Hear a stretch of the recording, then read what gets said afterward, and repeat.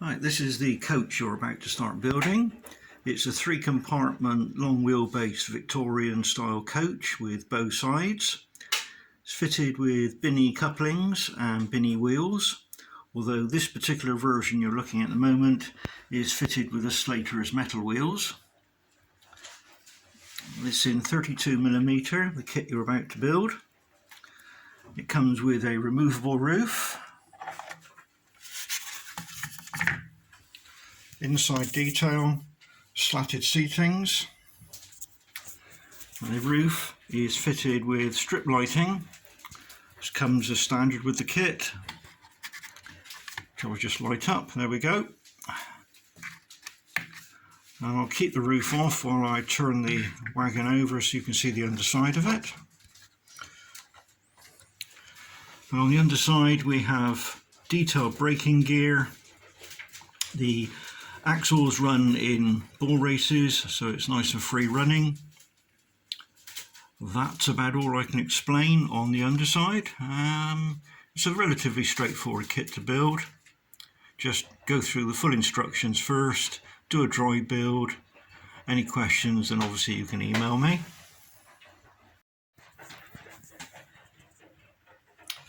This is the parts that you'll be using to build the 3-compartment long wheelbase Victorian coach. This is them all laid out, all cut from 2 and 1mm MDF, excepting for the roof, which is in 0.7mm birch ply. Comes complete with the lighting unit, binny wheels already mounted on brass axles, ball races, couplings, vents. You've got the whole lot here. All you need is a knife, maybe a small pair of pliers, some runny type super glue, and some PVA white wood glue. A bit of patience, a little bit of skill. If you should break any parts, drop any parts, or lose any parts, just drop me an email, preferably with a picture of the part that you've broken, and I'll send one off to you free of charge. Have fun building, take your time, it makes into a nice kit. Thank you. Okay, the first thing we're going to need to do is to assemble some of the parts to build the first section, which is the carcass. So for that you're going to need the base plate, as shown here, 2 end plates, that's the ones with the engraving on, 2 inners which support the seats and are the division parts for the compartments, the seat backs, of which I can remember I think there's 12 of them. 1, 2, 3, 4, 5, 6, 7, 8, 9, 10. Yeah, there's 12 of those. And you're going to need the part that's labelled "Do Not Glue." This is an aid to pull everything together. And you're going to need a few elastic bands. And you'll need some super glue and something to put the super glue on with. So as with all my models, the first thing to do is to carry out a dry run. So the way the seats fit, first of all, is take the base panel, and the seats go into the 2 holes, and there's 2 lugs, as you can see on the bottom. They literally drop in. So we do 1, 2, and then at the other end we do exactly the same, 1, 2. So I'll go ahead and do that now. And the way I do this is, first of all, dispense some super glue. You could use white PVA glue to do this job, but I find super glue is a lot faster because I haven't got much patience. So what I tend to do is put a little bit of super glue on each lug, just on the bottom, as you can see I'm doing here. And then make sure you put it in around the right way with the seat back facing out. Drop him in, just push him down, make sure that he's standing up at 90 degrees, and then move on to the next one. So I'll show you doing the next one, and then I'll go ahead and do the others so that when you come back I'd have done the other end as well. So push him in, keep him up about 90 degrees. As you can see, we're at 90 degrees there, and put that one to one side for the moment, and then we'll move on to the centre sections. And again, this is done exactly the same, except with the centre sections. As you can see, these are the ones that have no engraving at all. We take the seats, and in this case the seats actually go with the back. Again, they've got two lugs, as you can see, and they drop down into the lug holes on the centre sections. So again, same principle, bit of super glue run up the back where the lugs are, bit in the middle, bit at the top, and dropping down into the hole. And again, keep a little bit of pressure on it. And again, we're looking for an angle of about 90 degrees. And move on to the next one. Wait for the glue to go off a little bit. And again, quick visual check to make sure you're sat at 90 degrees. I carefully put that one to one side. We'll now do the other one. So that's the second one done. Again, check for 90 degrees. Put that to one side. Now go back to the first one, which hopefully the super glue is now gone dry. And we have to add a seat now to the other side. As you can see, drops into the same slots, but from the other side. So we end up making a cross when viewed from the bottom. But obviously you need to do this after those two have dried off. So I'll now do that.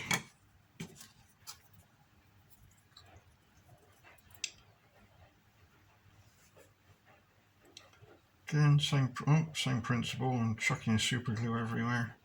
I'll clean that up in a minute. In fact, I'll clean that up now because it's on the model. That's it. And bear in mind, put it in around the right way, into the slot, and then if you squeeze from the other side and look down on top and just pull it a little bit until it makes up a 90-degree cross. That's quite important because when we come to load this into the base, we've got to line up something like 11 or 12 lugs at the same time. So it's very crucial that we try and get a 90 degrees on there. We'll move on to the next one. Make sure it sits in the holes and then maneuver it a little bit until it shows up as, again, the cross is 90 degrees. Wait a few seconds for the glue to go off. And then carefully put that one down. And we can move on to the second one we did. Again, the glue's gone off. They do have a tendency to go at a slight angle due to the way the laser cuts the wood. It never cuts at a true 90. It always puts a slight chamfer on there. So there is always a tendency for the wood to pull off to one side. And we can leave that one to dry. So the next stage we then move on to is to assembling all this lot together. Again, it's fairly straightforward. We start off by fitting the centre sections. As you can see, there's already slots for the partition and slots for the seats. First thing to do is to load it down into those slots. You may have to maneuver it all around a little bit just to make sure everything lines up. There's a bit of give in the wood and you'll find it's a nice good solid fit. And then with that pushed down in, make sure there's no gaps underneath. Keep some pressure on it, again making sure that we're 90 and the seats are pushed down. And then while keeping some pressure on it from the back, and this is where you really do need the super glue, just drop some into where the tangs show through underneath, keeping your other fingers out the way, otherwise you'll end up becoming part of the model.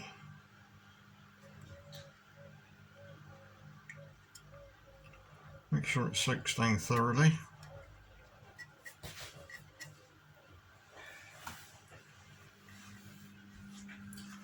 and then carefully turn it round, again keeping the pressure on, keeping your finger clear of the bit you've just super glued. Do the other side.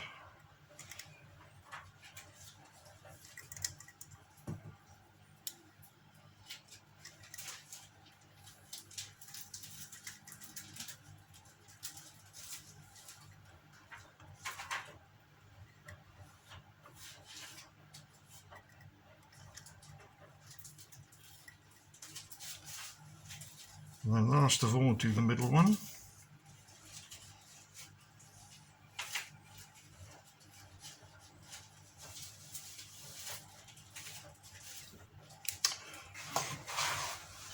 Due to the undercarriage going along there, we need a fairly flat surface. So with a tissue, just generally wipe over where the super glue is, just to make sure there's no lumps and bumps there. Having done that, we're now ready to move on to the other one. Right, so we then do exactly the same with the other centre partition. Load it into the slots. And not forgetting to give it a wipe over to remove any excess super glue. Right, that's the base and centre sections done. Now we add each end section. As you can see, there is, let's put that to one side a moment and we can see what we're talking about. The end section has engraving on one side for the bolts and plain on the other side. They're both the same. Check that all the holes have been punched out. In this case, I've got a small one there that's still been left in there. So we shall have various slots and cuts. Right, so the way this goes together is we take one with the engraving on the outside there, and that goes into the slots on the back, and we'll also line up with the seats. You may have to bend and manoeuvre the seat around a little bit to make sure it clicks into position. So once that's in, make sure that we've got no gaps from the seats to the rear, and the rear sits flush up against the actual base. And then keeping some pressure on that with the thumb and finger, we now do the same with the other end. Again, slide them into the slots. Manoeuvre it until the seats drop in. So at this point, very carefully put it down, and then using an elastic band, just stretch it across the top.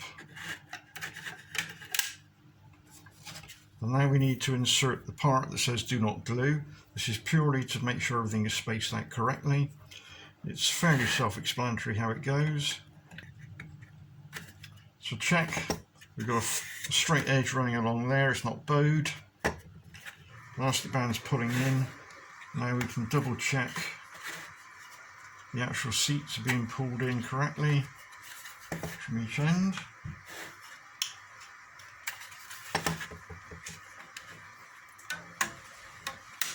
And maybe another elastic band just to give it some help at the top.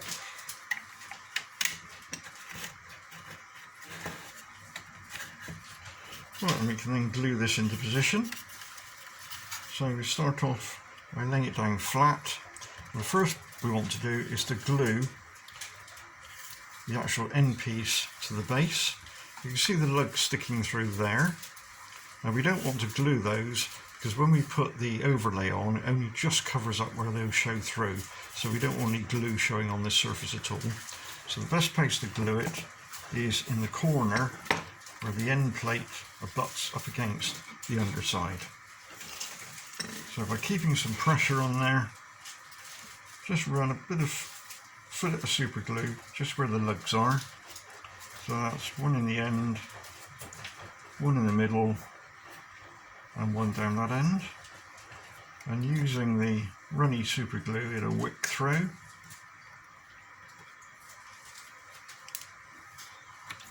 So again, just hold a bit of pressure on there for the glue to go off.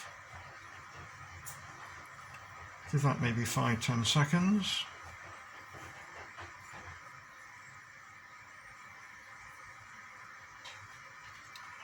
And then we can do exactly the same on the other end.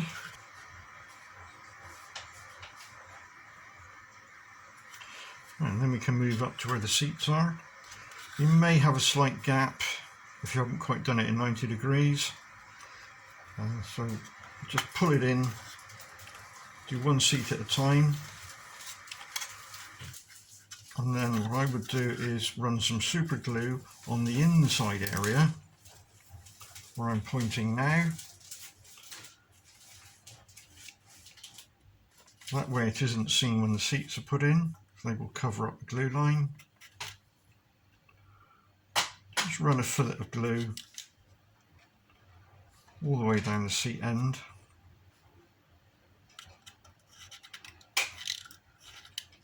And hold that 5-10 seconds until the glue goes off. Right, so that's now glued in position. So we can now repeat that process on the other one on the other side. You may be able to see this one a little bit better, a little better lighting on this side. Again, we're looking for a fillet of glue all the way down the seat, right to the bottom.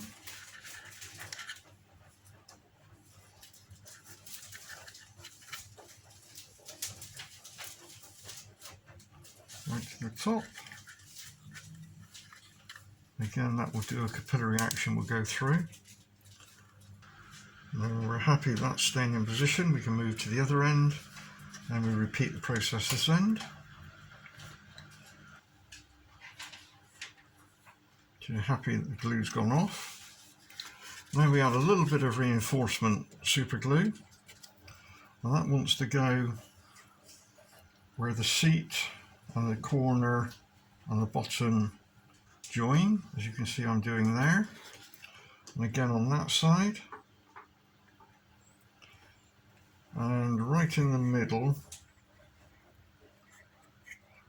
where the rear and the bottom join.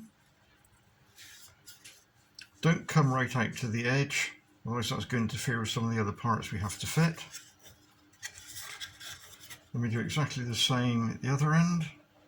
So we go in where the corner joins, halfway along,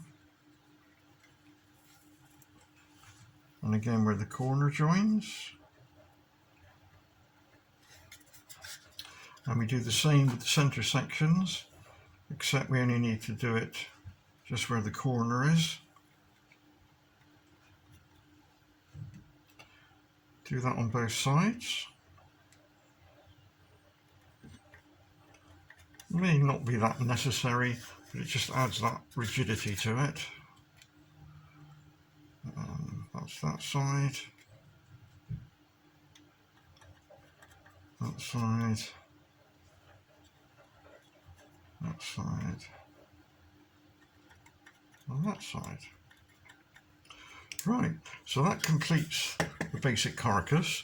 So we need to put that aside now for a good 10-15 minutes to allow the super glue to soak in and secure everything before we move on to the next section. Right, so we've left that to one side to dry. So we're now in a position that we can actually remove the elastic bands.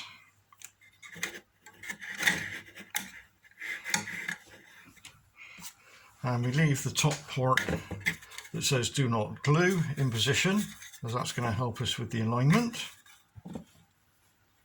So the next part we're going to fit are the side structures, of which you'll find there are two identical, which are these two here. Again, make sure that all the holes are punched out, there's nothing left in them. Do that the same on both. Both of them are identical. And we'll do a dry run first of all. So just take one, lay the chassis on its side, and you'll see that there are 3 tangs each side, and you'll find there's 3 slots each side. There's also a slot at the top and at the very top, so we don't worry about those for the moment. And I've just spotted I've got one more to punch out. There we go. So doing a dry run, we offer it up to the slots on that side, and you'll see the ones along the bottom will line up. So spreading your fingers out, go right along until you come to the end ones. You may have to pull that slightly out for it to drop in. You'll find that that's quite a nice fit at that point. So that's the only area we're going to glue to start with. And then when that glue's gone off, we then glue the top half, and using both hands flex it over so that the slots go in on the left, the slots go in on the right, and we push down onto the center sections, compartments, and you'll find that the little notch comes up through the square holes. So it's a two-part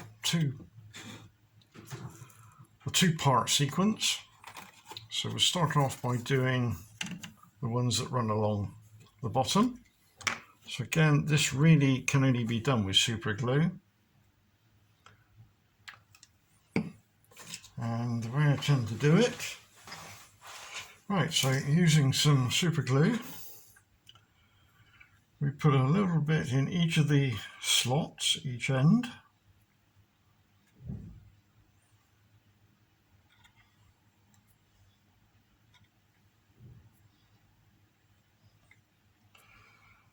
And then a little bit either side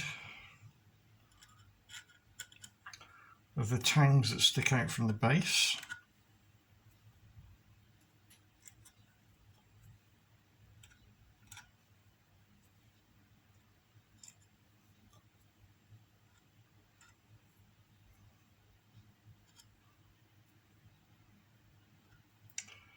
And then a little bit on the center section for about 2 centimeters up, more or less, so it lines up with where the notches are on the end. And then making sure that it's the smooth side facing out, we drop in at the end, and then we work our way along. Bit of pressure, and then maneuver the end until it drops in. And then keeping a bit of pressure all the way along, making sure all the tangs line up along the bottom.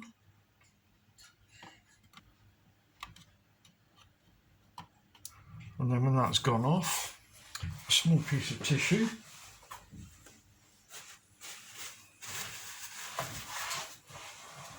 and we remove any excess glue that's come down the sides.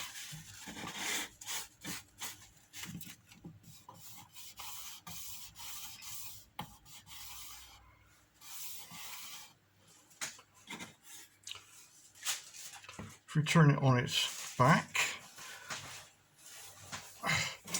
we just need to reinforce that all the way along the bottom. So again, taking the super glue and just tease it along the join line.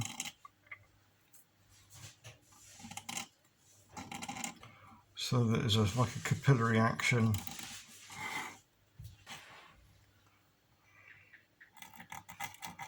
And when we're there, and take again the tissue and pull it along that join. Keep moving, otherwise the tissue will end up joining to your model. Just to remove the excess. And again on the front face, just pull along. So we can then move over to the other side, and we do exactly the same on this side. Again, smooth surface facing out. We do a dry run first of all, so we can in fact go ahead and glue the bottom half. So it's the same process as we did before.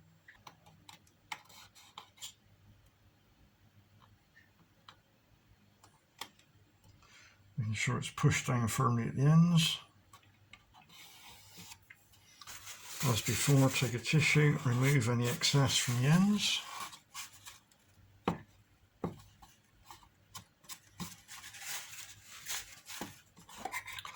onto the top, and again as before just tease the glue, super glue, along the join. So that's that side done. Again, as we did before, just pull a tissue across the top and then a fresh bit running along the side. Right, so remember that's the side we've just done, so we can now move back to the first side we did. We're now in a position that we can bend this one over now and glue him in position. Now to do this, you need a few hands, 3 if you've got it, but in my case 2. So what we do is we put some glue on the notch at each side, or each end, and then we run some glue down on the central reservation area on both sides right down to the notch. And then when that's done, we lay our hand on top and push it over so that the end notch goes in. The notch goes in on the first central reservation and on the second, and then we pull down on the third. And that we've then got to hold with our hand for about 20 to 30 seconds. So let's go ahead and do that. So we get our glue ready. There is a possibility that you're going to get glued on your fingers at this point. That's a risk you have to take. So into the notch on the end, notch, notch, and notch, and then on the central bit, don't know if you can see what I'm doing, letting it run all the way down, and do it on the other one.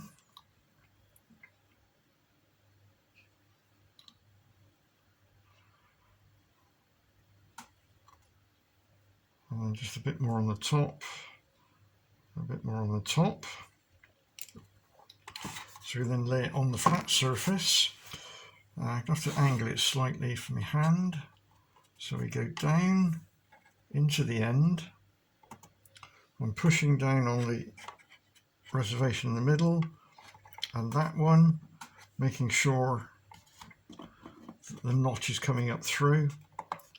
And then on the end one, and pulling it in slightly as well in that direction. So we then keep the pressure on. This is where we've got to keep going for quite a while. Push down where the notches are. And then just sit it out. It doesn't start to lift. If it doesn't, then you know you've got a good join, and you should be able to look down and make sure that it's pushed in firmly. We seem to have not got that one in enough. That's better. It should follow the contours. And if you're happy, you can then lay it down. And we'll do a dummy run now on this side. So again, we squeeze over, double check the pins come up on the central compartments, and the pins engage on the ends. So that one's ready to go. So repeat the process, and when you think you're there, gently release. It should stay intact. And then if you look along the line should follow in a nice straight line. Right, so now we can go back and do the reinforcement.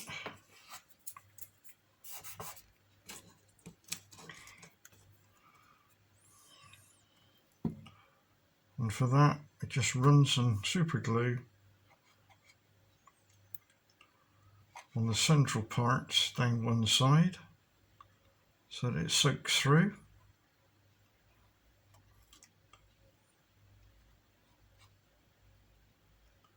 So a bit of belt and bracers.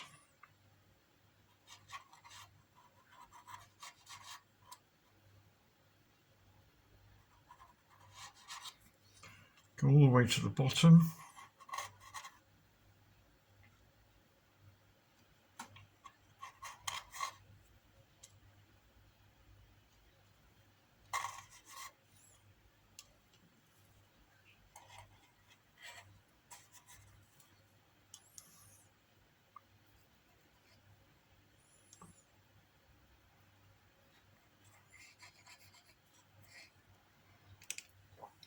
And turn them over and do the other side.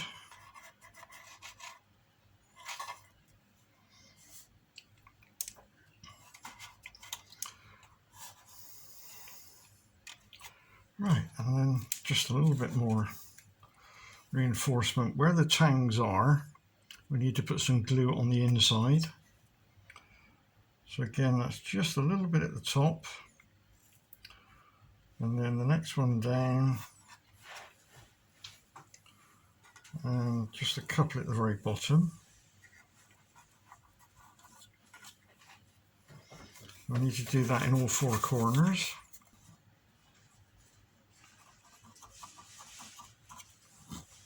Right, bear in mind, don't forget, do not glue the part that says do not glue.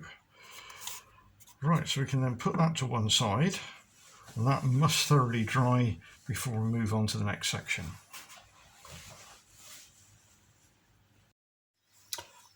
Right, so the next section is to put the overlays on, and to do that we fit the end overlays first. This is what the end overlays look like, and you'll notice there's two sides to it, obviously. Now on one side you'll see there's a small engraved mark, and that's on both of them, and that is to show to the outside. So we'll take one first of all, and we'll show you how these fit. So we'll turn him up like that, and hopefully it's in focus. I'll just move into the light area, and this effectively glues onto there like that, and that covers up all the points where the various parts stick through. And what we're looking for is a smooth finish on the top and a smooth finish down the sides. Now we stick this on using PVA, as we may have to move this around a little part. Now I can immediately see that I've got my point there is not flush. That was sticking out. So I've managed to squeeze that in before the super glue has gone off fully. So that's a point to bear in mind. So I'll just check the other end, make sure I haven't made the same mistake. No, that one could get pushed in a little bit. So we're looking for a smooth finish down there. That one's sticking out a little bit as well. So we'll push that in a little bit.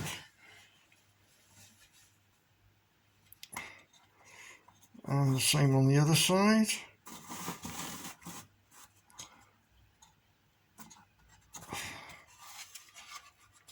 Right, we've gone as far as we can now.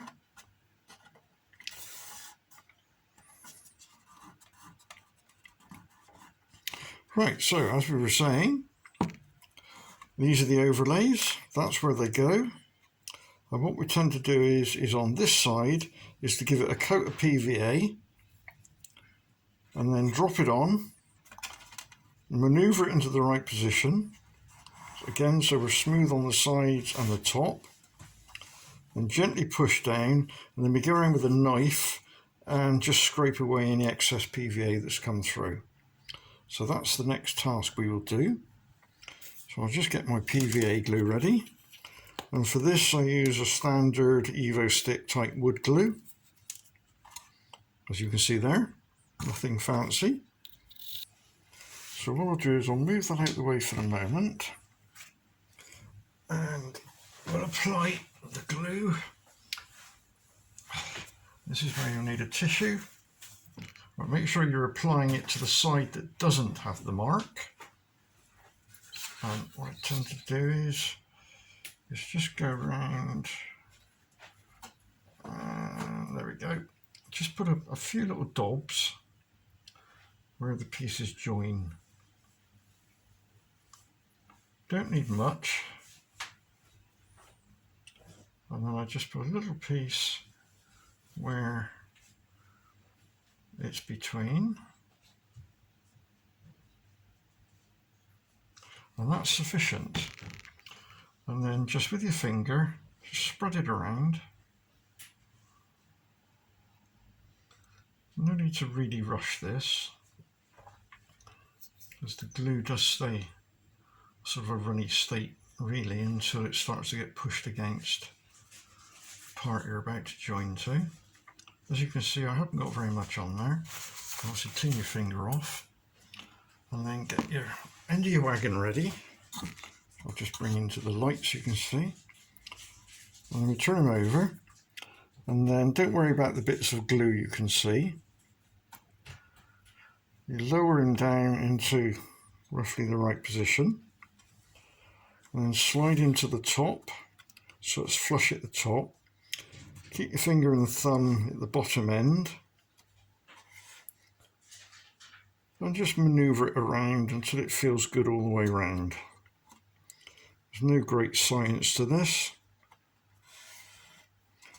And if you're not happy at any point, you can just take it off again and start again and just wipe off the glue. Right, I'm now happy with it in that position. So we apply a bit of pressure all the way around.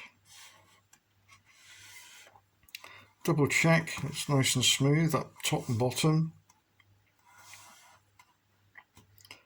Right, and then using this knife blade, which I don't seem to have here. Oh, there we go, right. So what we then do is, where you've got the glue showing through, just go with the knife blade and just scrape off the excess. There are other ways of fitting this part. Many people that have built these before use a spray adhesive. I think they call it a card mount. So you actually spray, where I put the PVA glue on, you actually spray that with the card mount. But you need to wear a sort of a surgical glove on your hand, otherwise you get the glue all over your hand. And it really needs to be done out in the garden somewhere or with a backdrop. Right, I'm happy with that. So I'll now go on and do the next one on the other end. But again, we do a dummy run. Right, so leave that again a good 10 minutes to thoroughly dry before we move on to the next section, which is fitting the side overlays, which is the next job we'll do.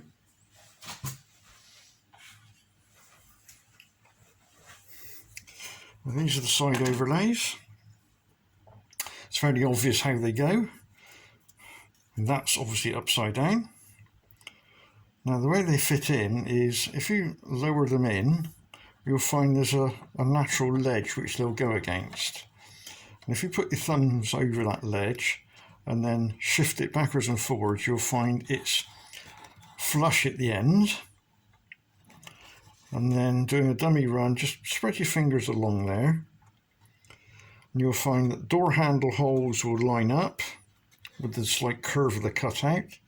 And as you push it, you should find that it's flush on the ends.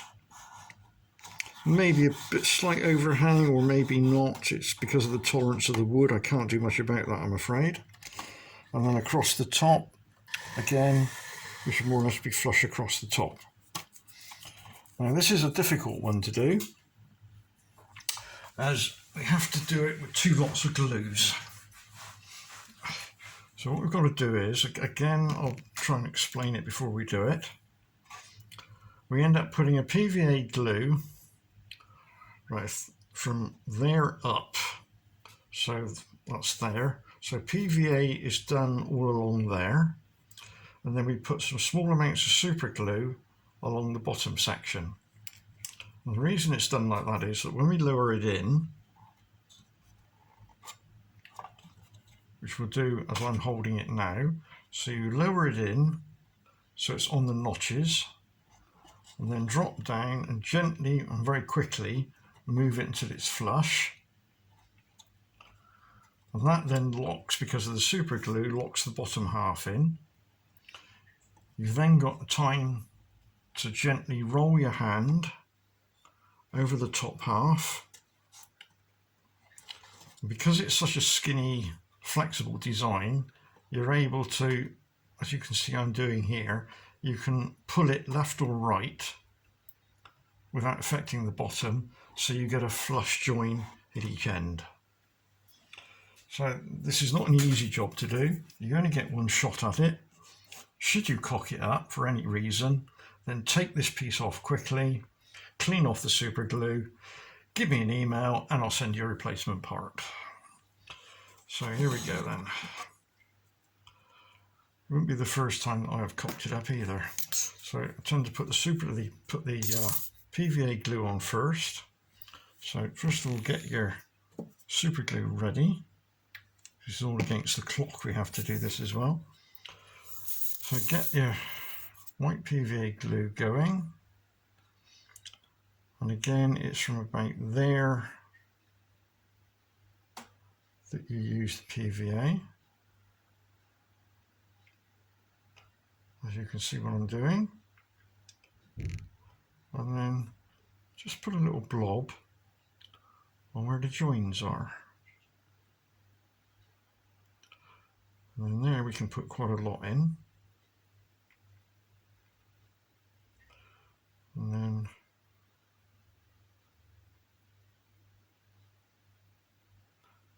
only approximate positions where to put it.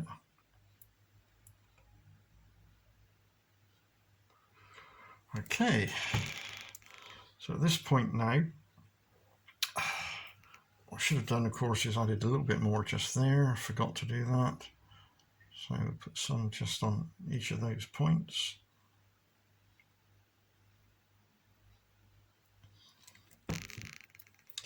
Then we spread that around, just stipple it with your finger.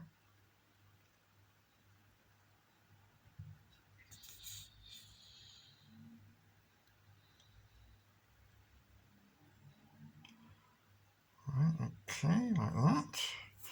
And then this is where we now add the super glue. So we put some on each. Don't want too much. Just on the base. Just spread that around a little bit. And this is the fun part now. So we get one end in first, and the other end. Make sure we're happy, which we are. So we can now unstick my finger, push down on the bottom, so we now know that's glued in. And this is where we now roll it, and we can maneuver it now until it's flush on the ends in both cases.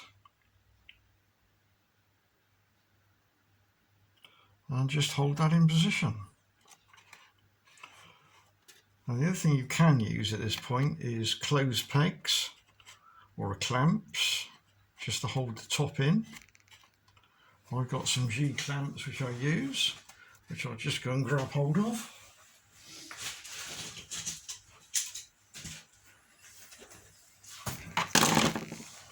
So using these G clamps or clothes pegs, you can just hold in the ends.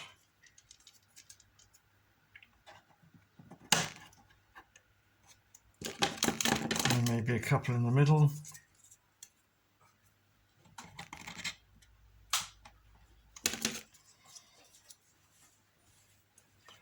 Also, it'd be ideal to have 5 here, but I've only got those 2, so I'm going to have to use my fingers for the other bit. So while that's drying, we can then go round and remove, as we did on the ends, the excess where the glue's come through. Right, if you're happy that that's dry, and then remove the clamps.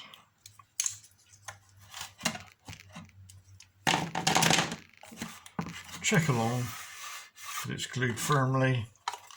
You shouldn't have any gaps. If there is any gaps, just pull it in. You may have to add a little bit of super glue just to pull in the gap, which I've got in my case, so we'll add just a touch of super glue into that join, do a couple of blobs, and then a tissue to wipe off the excess, and then very gently push in with your finger and just hold that in position.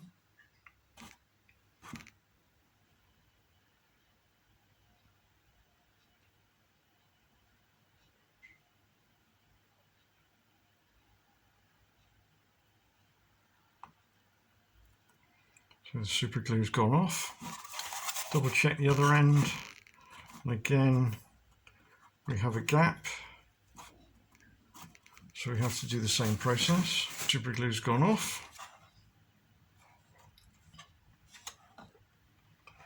That looks okay to me. And we've still got bits of glue showing, so just remove those before it goes off.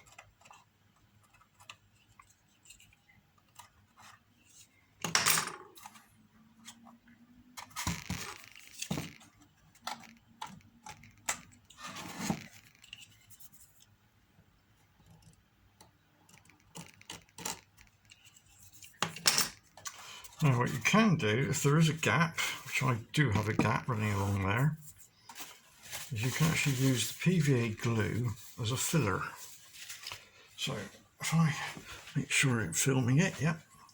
If you actually take the glue, squeeze a bit out, have a tissue ready, and then literally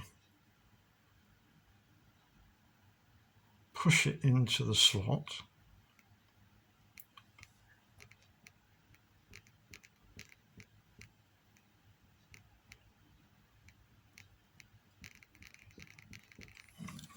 As you can see there, and then using your finger, rub your finger away from the edge as you work up, and that will push the glue down into the slot.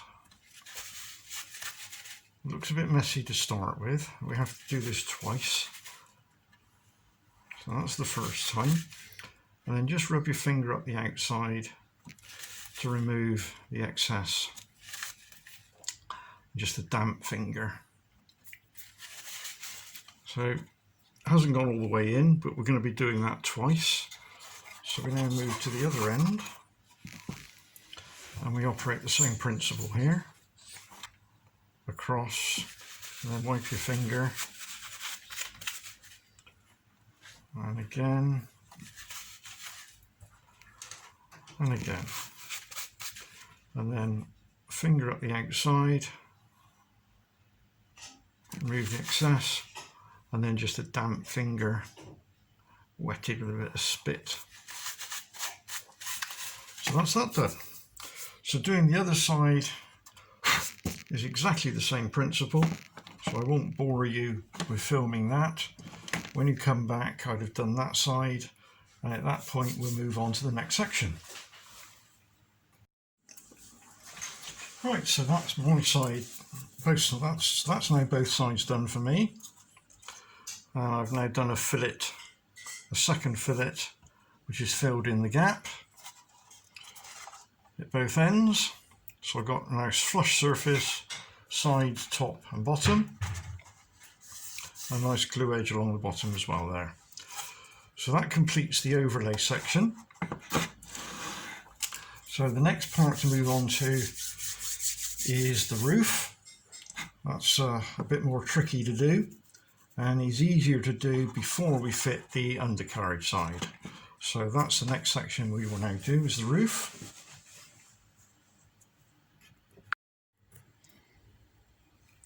But before we do the roof, we have to fit some backrest seats in, as they are used as spacers to sort out the roof.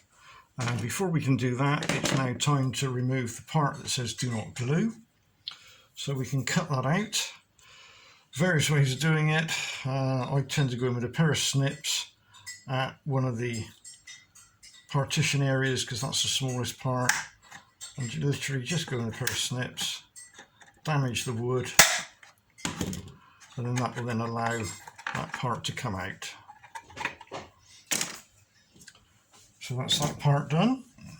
Right, so what we have to do now is to take 4 seat backrests, which is the wider one, and start off at one of the ends, just drop him in, and you'll see that there's 2 little holes, 1, 2, they line up, I'll point to it, they line up with that pin there and that pin there. And normally we would put the bottom seat in first and then the top seat, but we'll do this way round first because we need this, as this is a reference for fitting the roof. So drop him down in and then line him up until he drops over those 2 holes or 2 pins that stick out.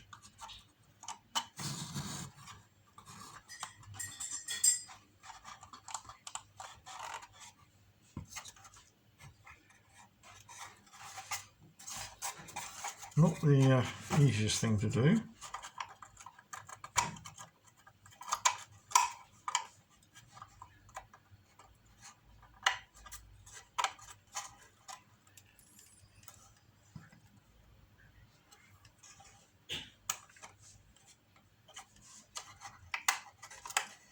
They will go. So that's the first one in. Now the next one wants to go on the inner compartment. Again, it's important which one you put it in. So this one goes on the inner one. Again, line it up and it will clip on quite nicely. Again, we select the other inner one on the other side. Again, line it up.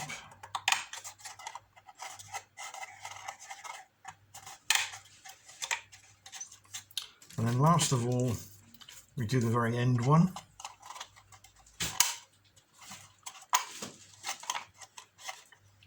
Right, so that's got our backrests in, so it's a backrest on both ends and on the middle. Then, if you'd like to find these 4 items, now these are quite fragile because the point there and there has been engraved and partially cut through, because once we've built the roof, that part is actually broken off. So it's pretty stressed to break off to start with. Now we have 2 with cutouts in across the top, and we have 2 with square holes in, and a little line is engraved. Now that's the line that you need to see. So we start off with the ones with the holes, and that positions down into the end until it drops onto the seat. So you can see what I've done there. So that goes in and slides down until it sits on the seat. And then we use a small piece of sellotape just to hold that in. Very small piece, because we have to take that out after we put the roof on. So I'll just go and get some sellotape. Right, so I've now got my sellotape. And as you see, it's a very small piece.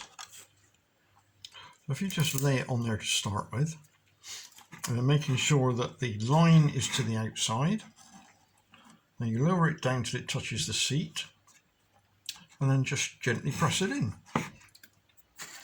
And then we do the same with the other end. And I've lost the end of my sellotape. There we go. So again, we do exactly the same with this end, except again, it's done so that we can actually see the line on the outside. So slide him down till he touches the seat, and then just push the sellotape in. Now these 2, which have the slots, go on the inside, and we use the same principle there. Small piece of sellotape, slide him down so he touches the seat, and then the last one, again, seem to be picking up all sorts of rubbish. Right, there we go. So slide him down again until it touches. Right, now we have to put the bracing struts in, which are these parts here. Now, they are different, we have, trying to explain this, well, you can see they're different.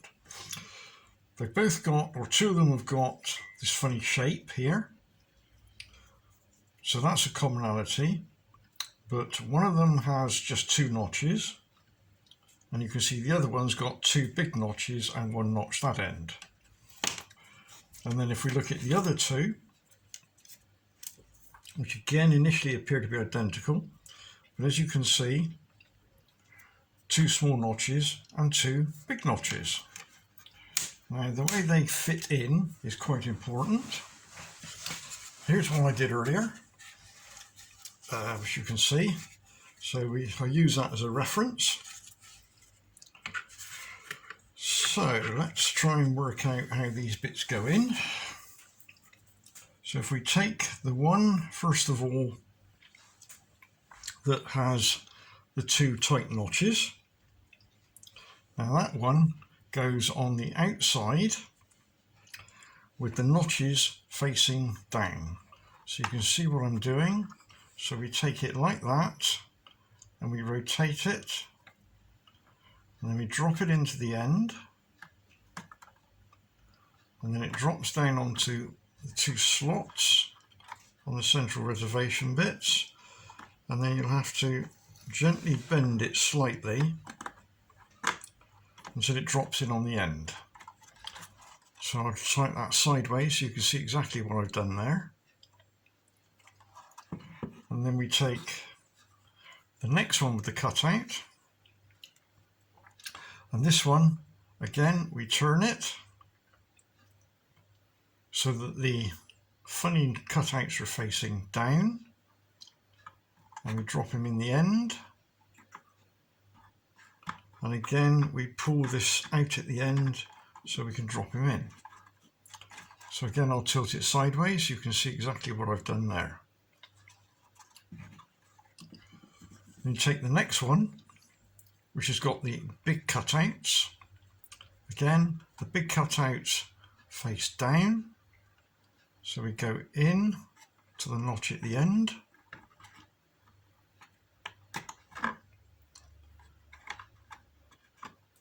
and into that notch at the end, and again push in firmly.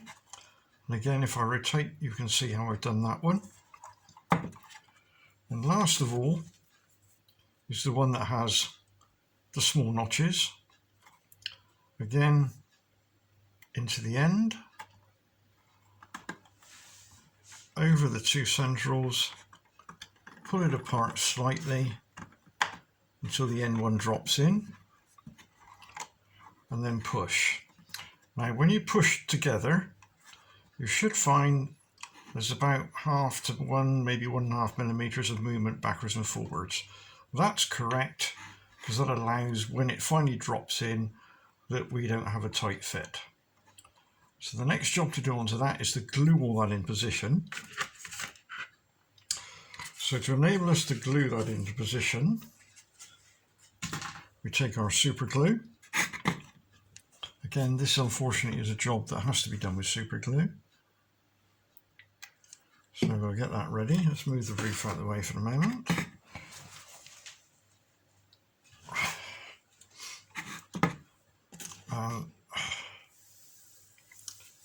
What we're trying to do is keep pressure at one end, so we're going to start at this end here, and we push him in and keep pressure in so that we've got no gap showing between the longitudinal brace and the curvy bit. So that's quite important, that we have no gap showing. And then we take our super glue and just run a little bit along the joint. And we do that on the 4 parts.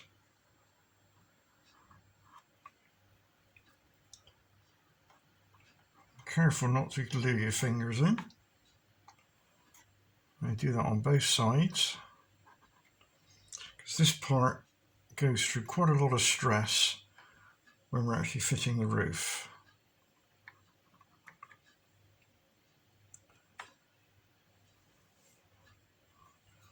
So we hold that then, and we can add a bit more pressure from the other end now. And again, we need to wait a good 15-20 seconds for the super glue to go off. And hopefully the glue hasn't gone right through and ended up sticking your finger or thumb to it. So I'm then going to rotate, as I'm not left-handed.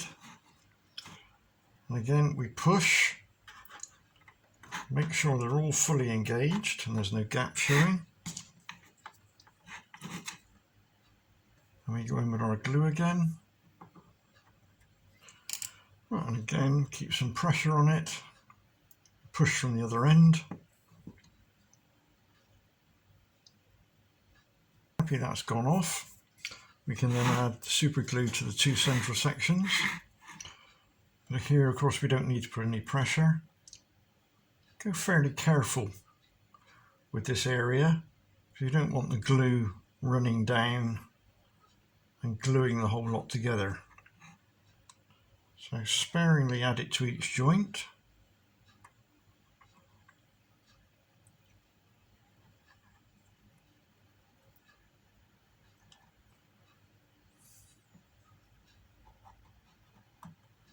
And this needs to be done on each joint, each corner. So this takes quite a while to do. So I won't bore you with this. I'll skip the tape forward. Not the thing you need to do. Right, so that's that part done. I need to leave that again 10-15 minutes tops for the glue to thoroughly go off. Then we can move on to actually gluing the roof. So to do that, I'm going to have to move the camera so you can see what I'm doing. So it may be a bit shaky, but the principle is we have the roof, and you'll see there's two lines scribed at each end. That's the center point, and those two lines line up with all the center point lines drawn on each end. And the object is, I'll do this with two hands first of all, but we've got to do it on a flat surface, is that we position the roof at each end so that the lines line up and there's an equal amount of overhang at each end. We then glue that particular point of contact, allow the glue to go off, and then we roll it on a flat surface as I'm doing there, and then we glue the ends all the way along, let that go off, and then we roll it back the other way and do the other side. But of course we do this on a flat surface. So we lay down our roof, and then we lay our wagon on top, and this is where we now line up each side with our centre line. So you need access to get all the way around the wagon to see what you're doing.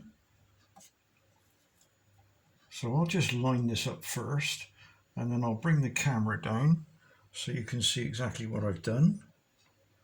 Just have to put my fat head in the way a moment while I check the marks. It's worth taking your time over this, otherwise the roof will look cockeyed. That's why the alignment marks are there. So I'm nearly there. And I've got about the same over saying, right, okay, I'll now bring the camera down. And you can actually see, hopefully, if I bring it into focus. There we go. And you can see that I've lined up that marker that side. And if we go to this end, again I'll bring it in, oh it doesn't, it's brought itself into focus. So at that point, we're now happy, and I've got the same overhang each side. Come on into focus, there we go. So what we now have to do is to add some super glue. I'm trying to do this while I'm holding the camera. So we grab the super glue and we go in at that point there. You can see what I'm doing. and we get quite a lot of super glue in there, so it wicks out either side. And then we do exactly the same at the other end.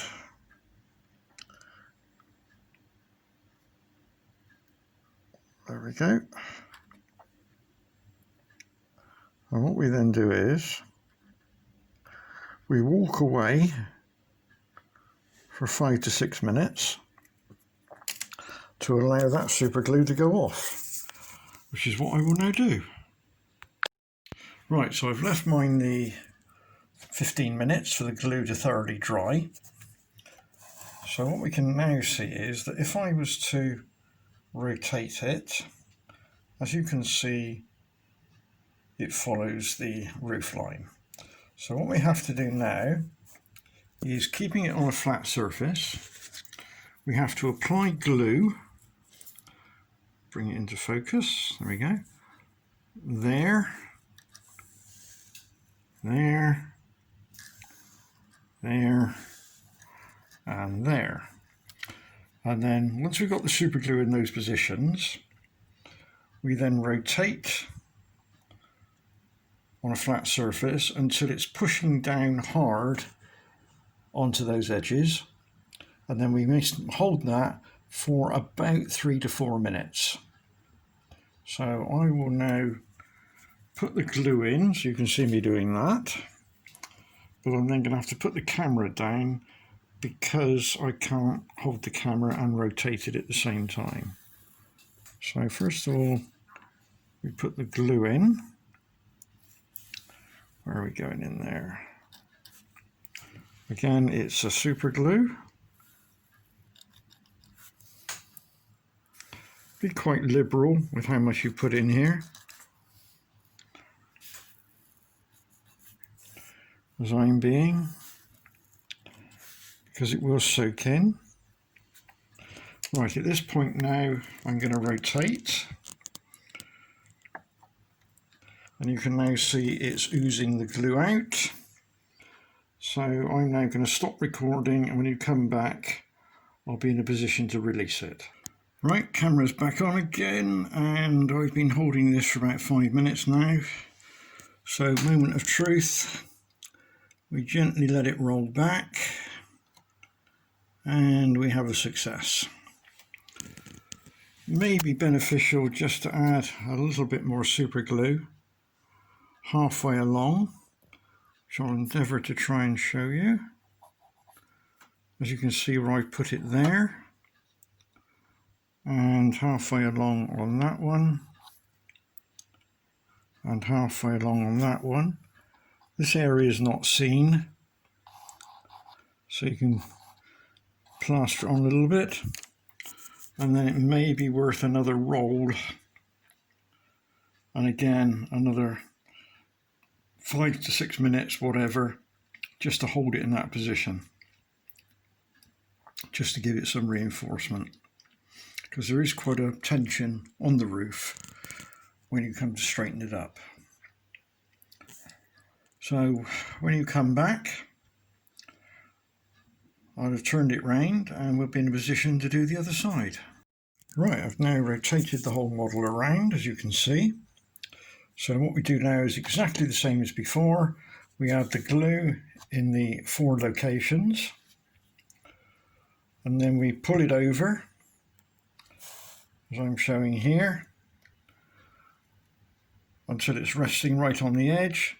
Again, we hold it for 3, 4, 5 minutes, whatever, as long as it takes, and then we can go along and reinforce halfway along with the super glue. So when you come back, I'd have done that bit.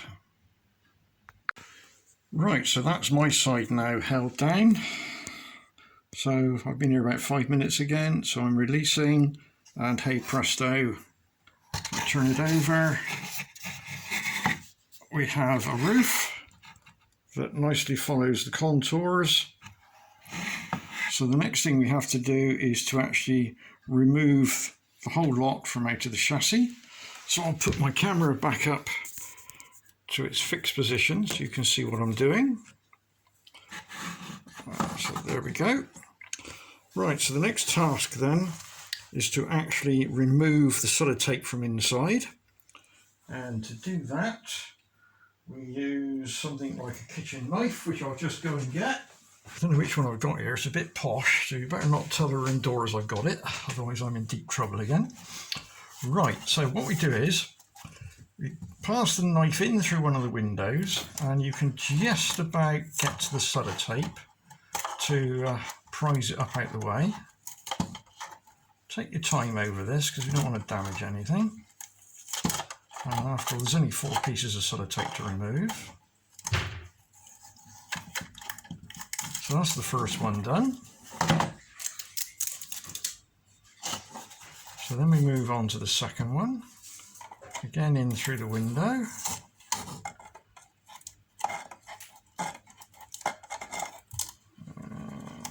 That one's done. I'll just turn him round, it makes it a bit easier. So in for number 3. Right, that's out the way. And number 4 is the last one at the end. And that's out the way. Now this is the moment of truth. This is where you find if you've actually glued everything together. And hey presto, we lift it out. So we can then put the carcass to one side. And we now have our roof section. But we now have to thoroughly reinforce this now. So to do this, it's more super glue, I'm afraid. And we have to go round, make sure you can see that. Yep. We have to run glue around the edges on the inside, as you can see as I'm doing here. Put on enough so it soaks through.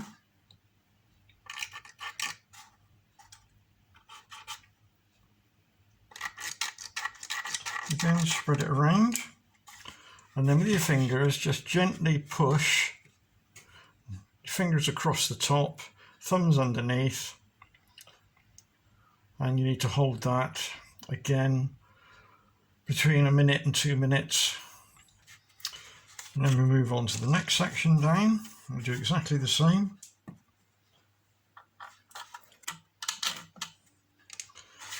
Again, hold pressure on finger and thumb.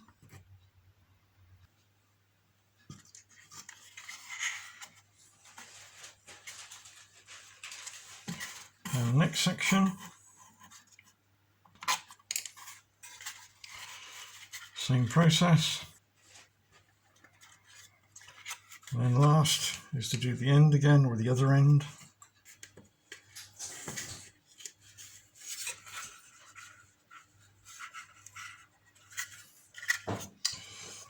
And then we need to add some along the straight edges. So we add some into there, and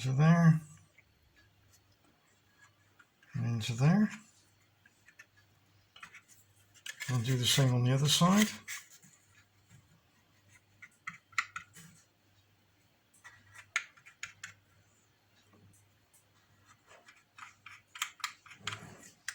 And then we allow that to thoroughly dry before we move on to the next section. So while that's drying, we can come back to the carcass and we can remove the sellotape and the seats we put in. If they're a bit stiff to get out, then use the knife that you shouldn't really have. You can just prise it away. So just run the knife down the back of the seat and then just gently twist the knife and the seat will drop out.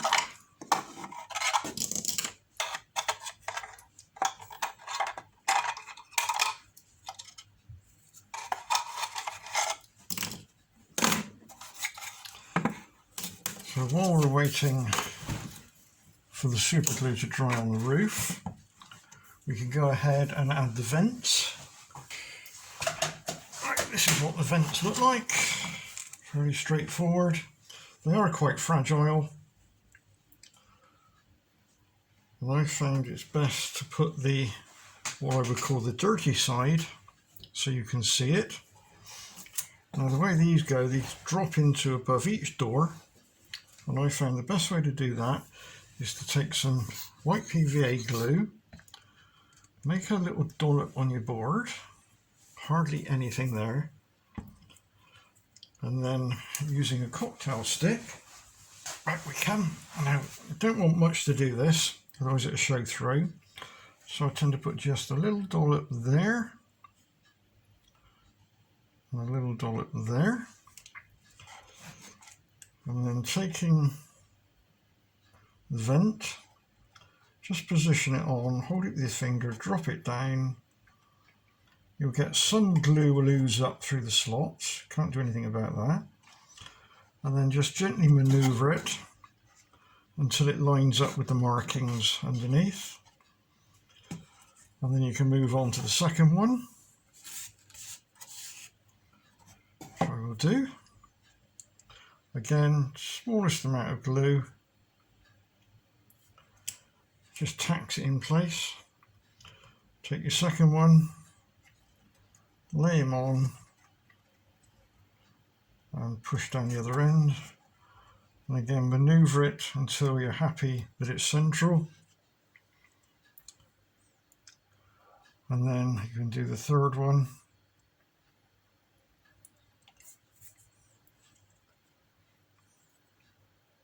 Again, same process. Drop him on. The glue will ooze up through a little bit. So the smallest amount you can get away with. So we need to let those three dry before we turn over and do the other side. So again, the opportunity is there that we can now perhaps do the handles. Now the actual door handles are made up of a 3D print in two parts. I'll have to zoom in on this so you can see what I'm doing. So bear with me when I set the camera up. That's no good there, is it? You can't see me. So let's move it across to, there we go. So if I work in that area, you can see what I'm doing. How about that then? Right. What we do here is you'll need either a pair of pin nose pliers or a pair of snips, and you'll need a very, very sharp knife. So what we have to do is to take one of the long pieces, flick it over so that you can actually see markings on it. So you're looking at what I would call the good side. And just dig your knife gently, as I've done there. Now what we're going to do is we have to glue that onto the other part. I'll just hold it so you can see what I'm going to do. So we have to glue that. Hopefully you can see what I'm doing here. Yeah, that's lovely. Right. Okay, so that has to be glued onto the spigot that sticks up there. And then we're holding that with your knife. Put a blob of super glue on the top. And then dig your knife into the part we're going to glue, and then line it up and push down. Now you may have to maneuver that a little bit to get it in the middle, as I'm doing there. And then that's the first handle done. So put that to one side to dry. And you can move on to the next one. So we'll now do the next one. So again, super glue, knife blade to hold it steady, blob of glue on top, and it turns upside down. This is quite a fiddly job. So let's try that again. Let's put a bit more glue on.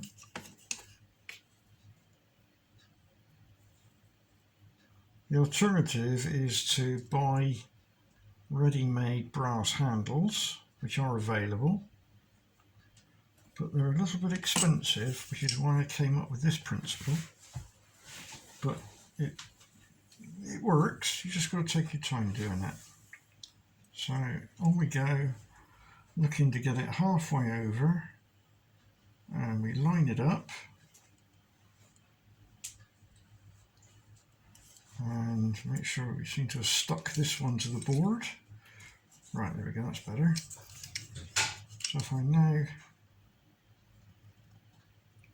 turn him over, and that's a good one as well. So I'll do one more so you can see what I'm doing, and then I won't bore you with the others. I'll just show you then how to fit them onto the wagon itself. I mean, this is quite an advance compared to what I used to do, which was where it was all made out of MDF 3 pieces. And you think this is difficult? Well, that was practically bloody impossible. Right, so now then, let's put the final one on. Well, the final one of these 3 anyway. Push down, pick up, check it. We've still got a bit of time to manoeuvre it if need be. And then we can put him to one side. So that's those 3 done there. Right, as I say, I'll leave you to do the other 3. When you come back, I'd have done those. But let's sort out where these handles have to go. And where they have to go is, first of all, we need to pick one up. So we pick it up, bash the camera, right? Right, so that's zoomed back out. So we'll do a dummy run. So pick up one, as you did before with a knife. So it's pushed in the end. And they go where the hole is.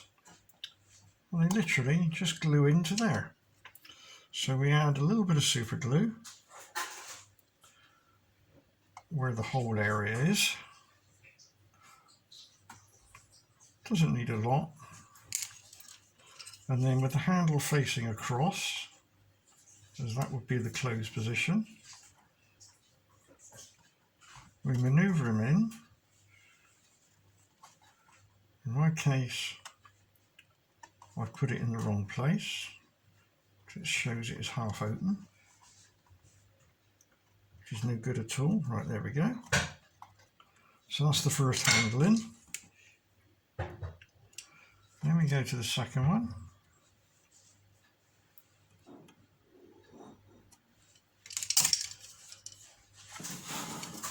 And then pick up the second. We do exactly the same. This time I'll make sure it's lined up.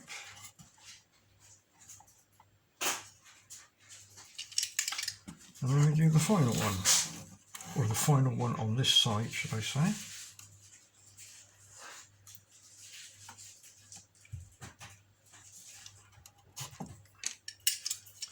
So I pick this one up.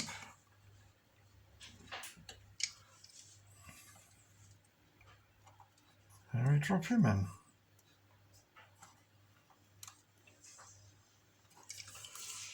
Right, so that's that done. So we can now turn him over, and we can now finish off putting the vents in on this side. So again, we squirt out our PVA glue.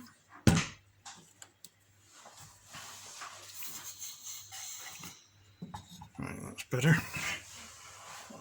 There's just sellotape stuck to it. Okay, right, so put our smallest amount of PVA glue. Pick our vent up.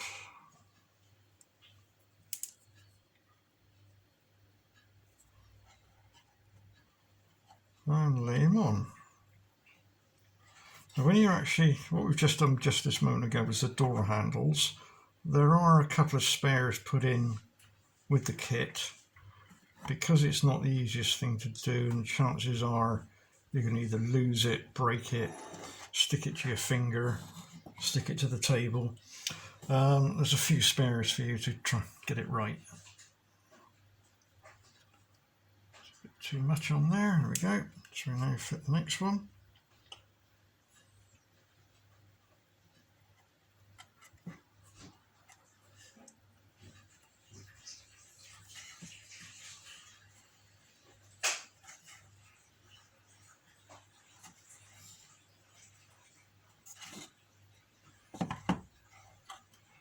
Come down a bit.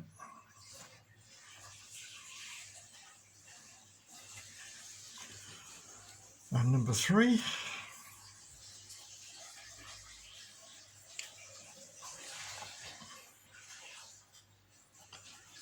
Here we go with number 3.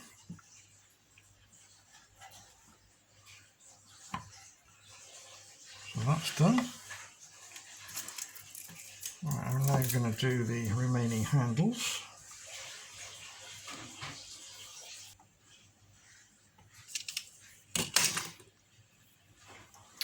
Right, so you've now joined me again where I've now done my vents and handles on both sides. So we can then put that to one side to thoroughly dry. And we can now come back to doing the roof.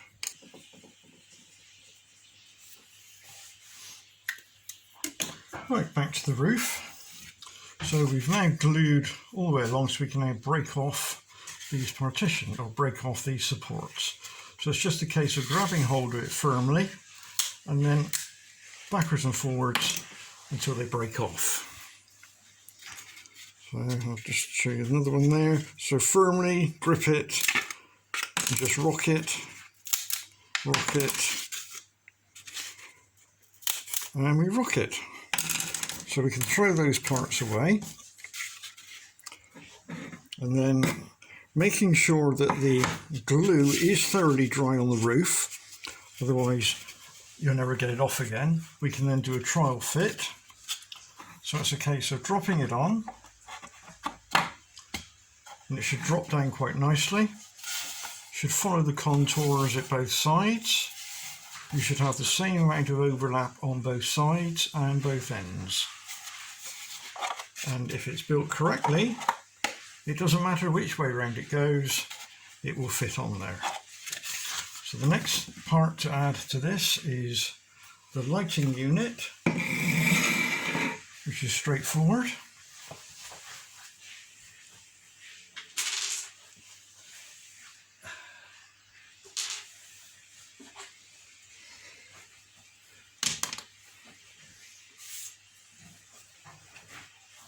Right, the lighting unit consists of a 6-volt strip light, a battery pack. It's already pre-wired. Do a check that it works. So if we turn on, as you can see, that's nice and bright. So the way this is fitted, you have to feed it through a few holes and slots, or jump through some hoops, as they might say. So start off leaving the double-sided tape on for the moment. So you'll see there's a slot at one end, which is adjacent to where those funny cutouts are. So first thing to do is to feed it through there, as I'm doing, and just pull it all the way up through. It goes all the way, including the wiring.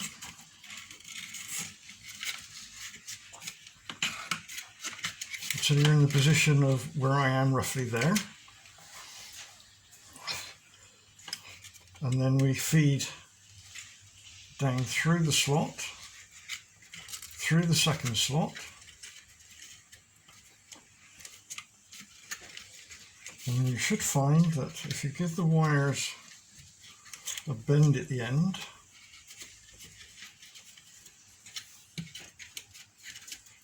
that it lays down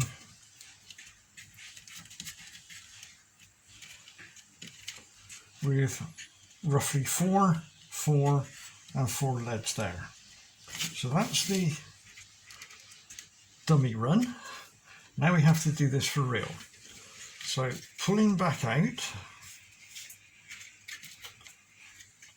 but leave the wires threaded, and then peel off the double-sided tape all the way down, and then very gently, without pushing down onto the double-sided tape, is feed it through, and then, providing you're careful, you can pull it all the way through until you've got 4 leads roughly showing in the middle, 4 leads showing to one end, and then push down, as I've done there, and that will lock that end in. Doesn't matter if it's not quite in line. And then we do the same further on up. Again, feed it through. Again, we should have roughly 4 leads shining through there. Again, push down, and again push down on the end. So that then locks the lighting bar in. So having now got it in that position, we now have to take up the slack of the wiring, and this I found is best by just rotating it a couple of times, as I've done there, and then we position the switch and the battery pack,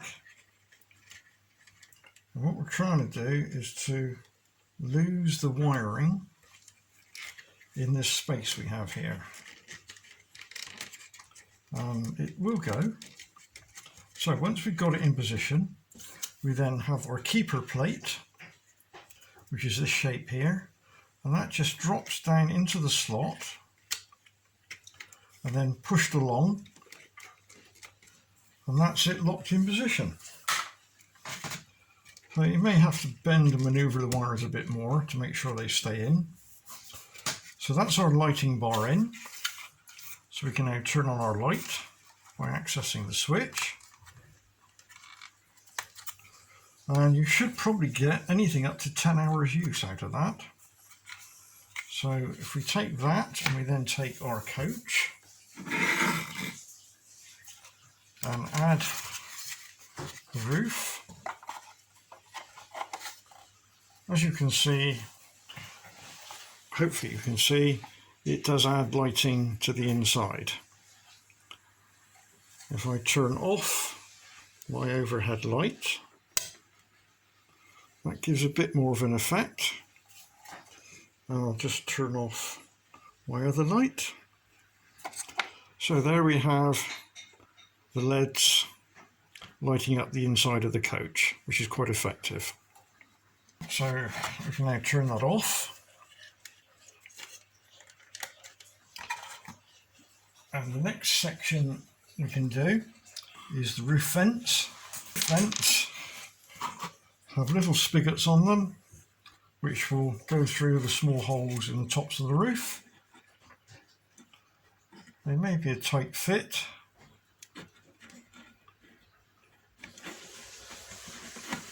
In fact, they're a very tight fit. There we go.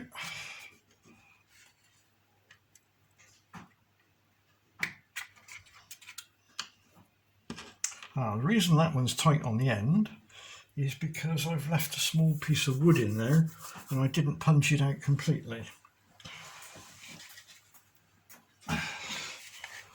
So what I will have to do is to ease it out with the knife.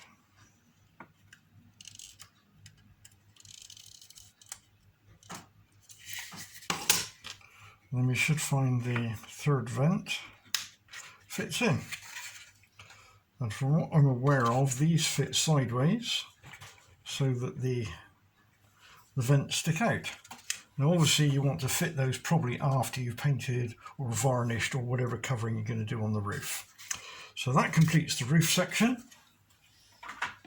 That completes the main body section. So the next logical thing to do is to fit the seating. Now the seating is very straightforward. We have the big ones, which are the backrests, of which there are 6. And we have 6 shorter ones, which are the bits you sit on.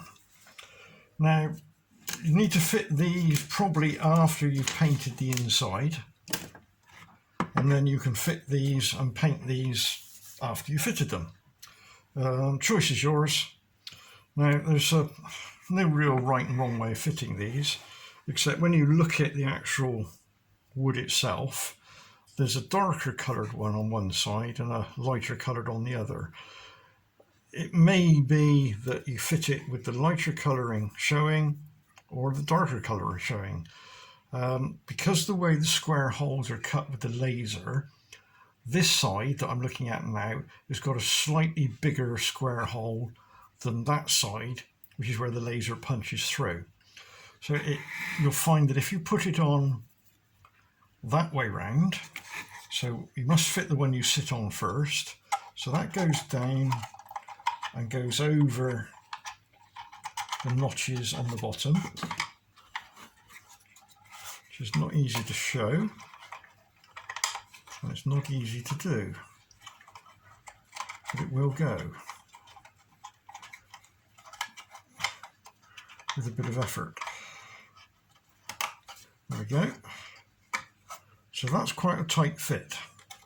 And then we fit the back one afterwards.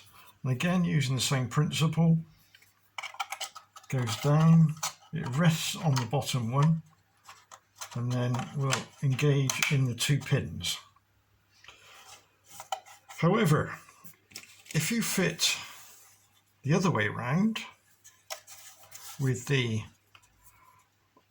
dirty side, we'll call it for the moment, facing down, because of the taper of the square hole, it goes in much easier. And the same is the same on the same ditto for the rear.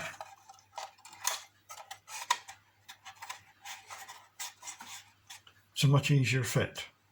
So the choice is yours however you want to do it. I tend to fit it the difficult way, because that way it's a really nice solid fit.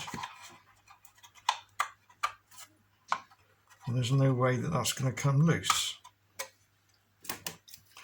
So I'm going to go ahead and do that my way, but the choice is yours. Nope, it's gone. So that's all the seating done. So now what we have to do is to do the undercarriage and steps and handles. So that's the next section I will move on to.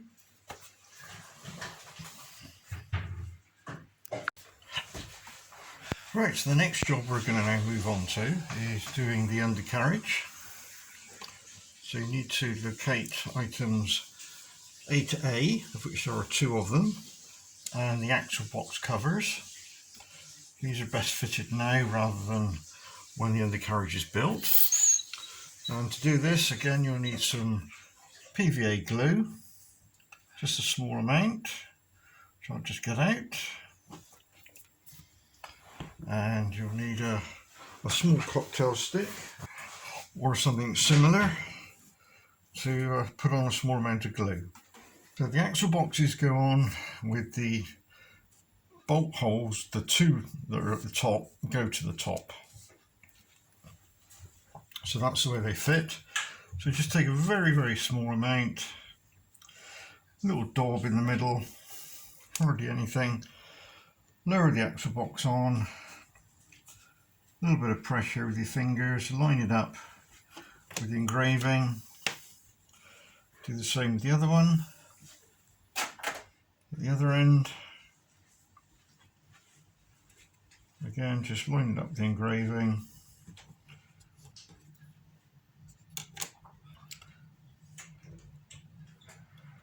Being PVA, you can move it around a little bit. When you're happy, do the second one.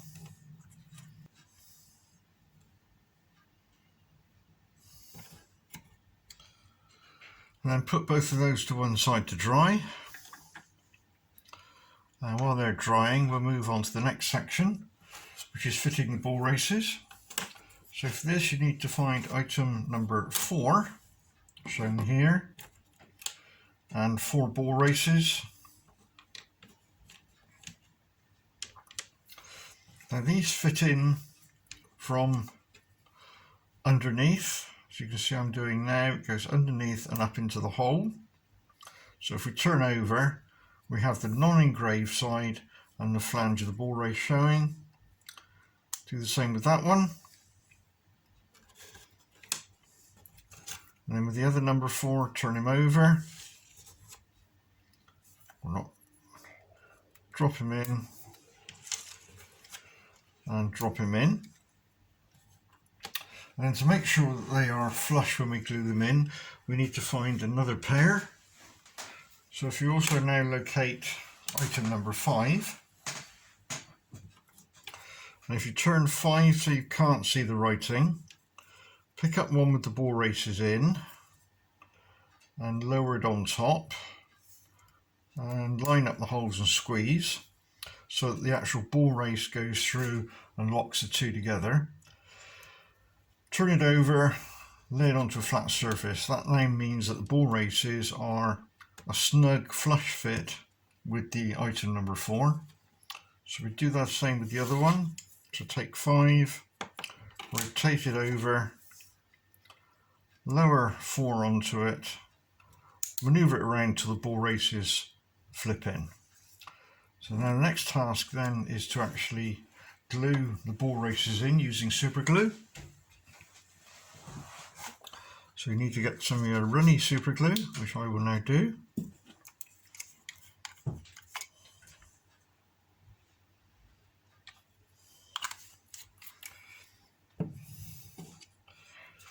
And then what we're going to do is we're going to spread the super glue between the ball race flange and the woodwork around the outside.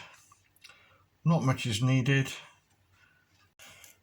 Just gently pull it around, and capillary action will cause it to wick down between the bearing and the wood. Try not to glue your finger to the bearing. And do the next one, keeping some pressure on the bearing so it's a nice flush fit.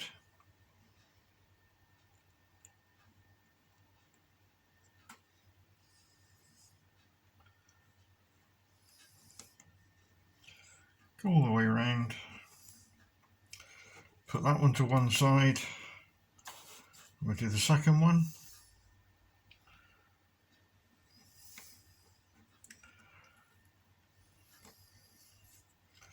And we can then put that to one side to dry. So the next task then is to actually start assembling the undercarriage with the wheels. So I will now lay everything out so you can see what we're going to need next.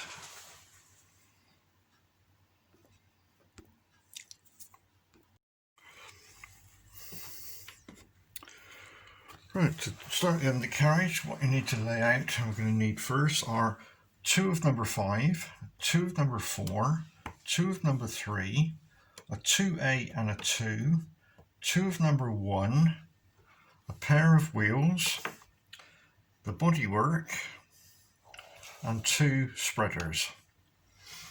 So I'll just move those up out the way a little bit so you can now see what we're going to do. There's no gluing to start with, that's all done at the very end, so I don't need to sort out any glues for the moment. So lay the chassis in front of you upside down, as I've got here. And first of all, pick up number 5, and number 5 you can see has got a couple of tangs sticking out. And on the bodywork you can see that there are a total of 8 tangs. Now, the holes you've got in the lower bodywork for fitting the tangs into, there are a total of 8, where the inner are for 32mm track and the outers are for when building for 45mm track. This one, as most of my models are, for 32. So item number 5, place it in with the number facing outwards. As you can see, I'm twisting, dropping it in, and it drops into the 2 slots. Do that for the other number 5. Again, 5, and it's facing outwards. And that goes into the 2 inner slots. Then locate number 4, which is one with the ball races on. Again, rotate so the number is facing outside, and then that goes inside. So we're building towards the center. So that's number 4. Do the same with the next number 4. Again, rotate it, number facing out. Drop that in and engage into the holes. And take number 3. Again, the 3 faces out. That's the next one in. The next number 3 on the other side. Again, that drops in. You may have to keep maneuvering them around to keep them upright, stop them falling over, or keep a bit of pressure on it. Let me go for number 2, A or 2, makes no difference. So we drop that in. Then we take the other 2, number 2, and again put it in so that the lettering faces towards the outside. We take number 1, which has got 2 little slots in it, as you can see. That goes in next. You take the final, number 1, and again that goes in with the number facing outwards. So that's the intersection done. We take our wheels, and very gently, as you can see, I've splayed out, and we drop in the wheels into the actual bearings, squeeze them together so the wheels engage. And we do the other set of wheels at the other end. It's fairly flexible, this wood, until that one goes in. Now we have to add the spreaders, which are these pieces, and they go into the slots that were in part number 1. Now the best way to do this is to put it in at an angle, engage it in one of the slots as I'm doing there, and have the angle facing towards the middle, and then just rotate it, and in the end it will drop out, push out, and the pieces will fall into place. Do the same with the other one. Again, engage it in one hole, and then slide it down until it all drops into place. I slightly missed with that one. There we go. So that's in. At this point, just give the wheels a bit of a spin and they should rotate. So then we can carry on building the next section, which is the outside. So I'll just put that to one side for the moment, and we will bring forward the next pieces we need. So the next ones we're going to need is number 6. There's 2 of them. Number 7, there's 2. Number 8, there's 2. Number 9, there's 2. And the very outer ones don't have a number because we don't want to see the number. So I'll just push those to one side again so I can show you what we're doing.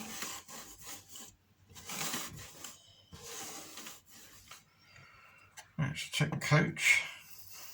I'll just check we're still in video, yes.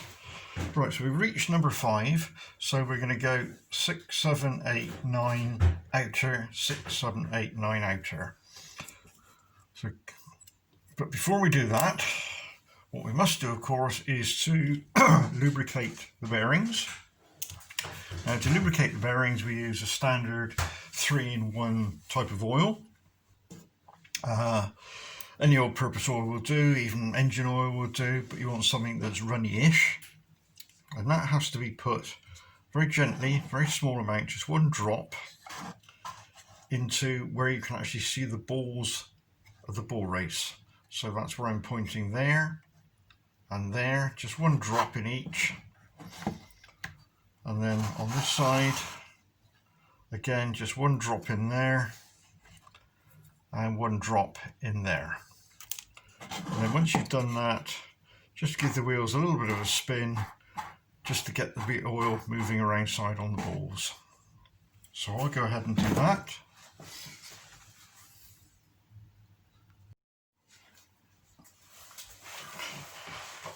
Right, so I've got my oil. So as if we tilt it that way, you can see with the light. So just a small amount of oil, just a touch. In my case, I haven't got much on the end of my stick, so it's just three little drops.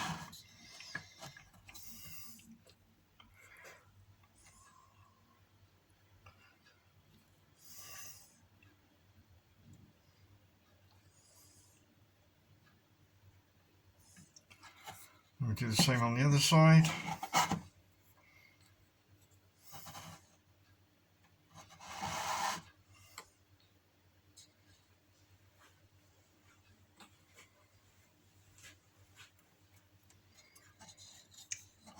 And the last one. We do this after we've assembled the bearings, because if we do it before we assemble, there's a chance the oil will get on the outside of the bearings and it'll end up not being glued in. So we've done that. Just give them a spin, get the oil moving round, and then we can move on to the actual construction of the rest of the undercarriage. So we got as far as 5, so we find number 6. We put number 6 on. Now the reason number 6 has a small hole in it, as you can see there, that's because if we're using the metal wheels, the Accucraft ones, there's a possibility the axle does extend a little bit further, and that will then go into this extra hole we've got here. Again, make sure the number is facing out. So that's number 6. Number 7, number facing out.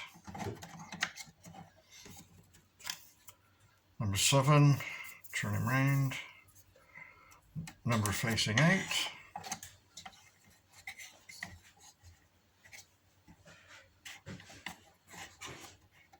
There we go, number 8. Again, check the number is facing out. Let's put it on correctly, number 8, facing out. Number 8, out. We fitted number 8, and the next one we have to fit is 8A, which is the one with the axle boxes. So don't forget to fit that one. So 8A goes in, and 8A goes in this side. Then we can fit number 9. Now number 9 obviously got cutouts, and don't forget the cutouts need to face up because the wagon is upside down, or down if it was up the right way. So they go into there. The same for the 9 the other side.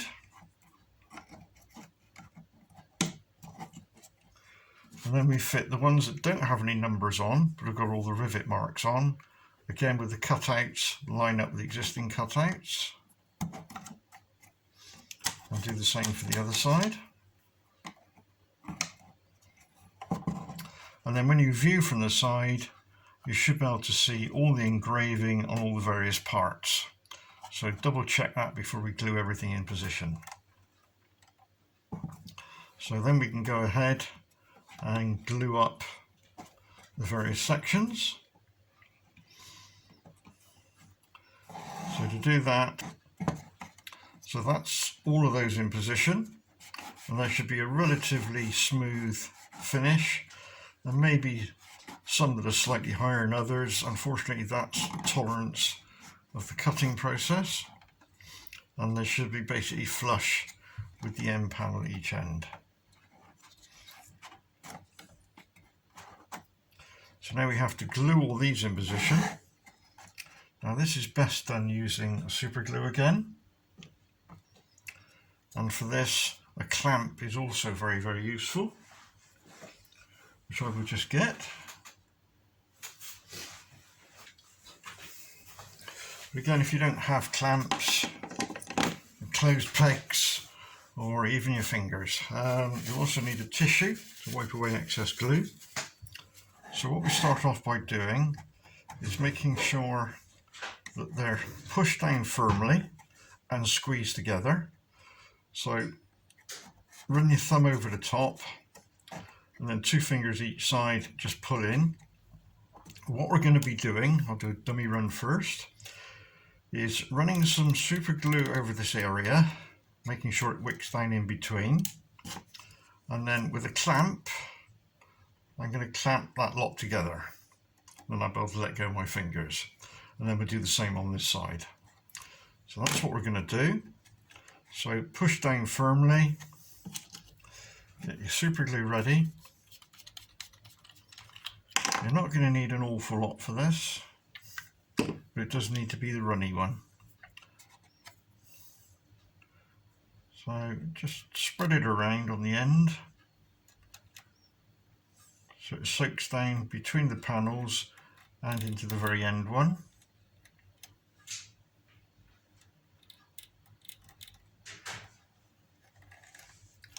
Then take your clamp or clothes peg, or just sit here with your fingers. Just drop the clamp on. Double check the other end is still pushed down. Now we'll do the same with this side. Again, push down firmly, squeeze together. In with the glue.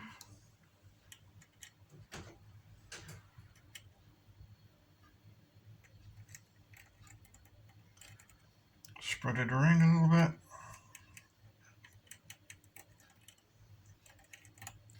That will soak down in, and put your clamp on. Again, double check the other end is still pushed down. So we sit and wait here for about 15 seconds is more than enough. Take your clamp off and using a tissue wipe towards the end of the coach to remove any excess glue. Do the same with the other one.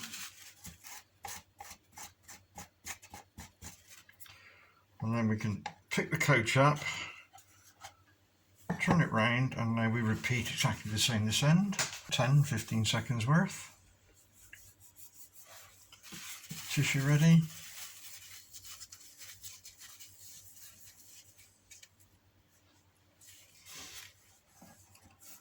And then on the first one, remove any excess. And same with the second. So that's securely located that into position.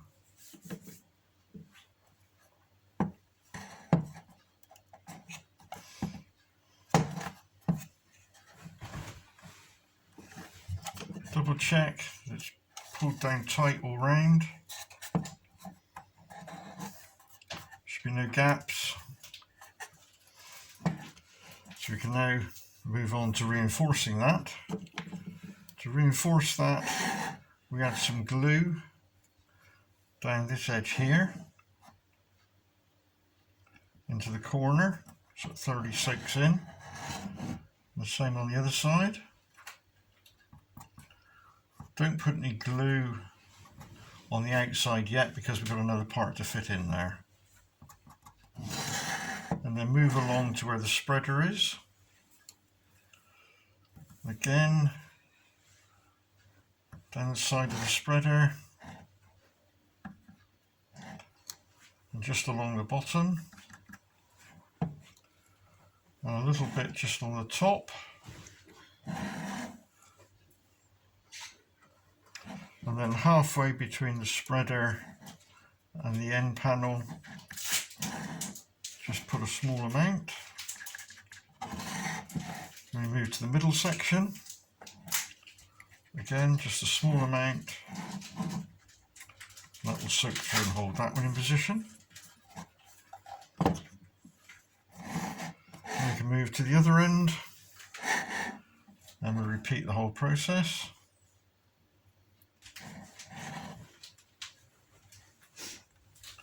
That will locate that into position. Now the next task is to effectively seal this batch together and the same batch the other side. So have your tissue ready I've got to be sparingly, but I put enough on to do this job. So get your super glue ready. Now again, I'll explain what we're going to do. We're going to spread some glue over that area there. I'm then going to wipe most of it off and leave that to dry while keeping some pressure, pulling it together. Most of it should soak down between the joints. Just work your way out till you get to the last one. Move it backwards and forwards a bit. And then squeeze. And with a bit of tissue, don't keep the tissue on there, otherwise you'll glue it to it. Just wipe it off, as I've done there. Keep a bit of pressure on, 10 to 15 seconds, more than adequate to hold it together.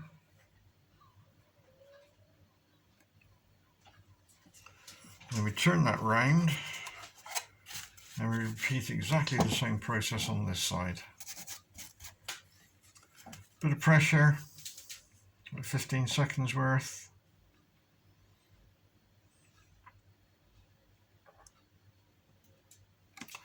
That's that part done. So now we can put the link that goes between each brake side. So if you like to find the following bits, which I'll show you. So you will have 2 small pins and a small piece of heat shrink, and they fit as follows. Slide a pin in from one side until it's flush on the outside. It may run at a slight angle because things don't necessarily line up properly. And then run another one in from the other side through the hole, make it flush on the outside. And then with some super glue,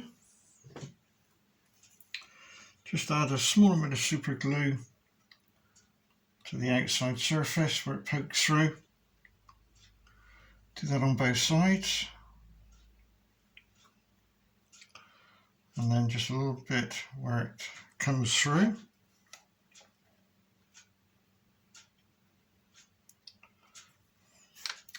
Give that a few seconds to dry. And then slide the heat shrink on to one of them. And then give a little bend of the heat shrink.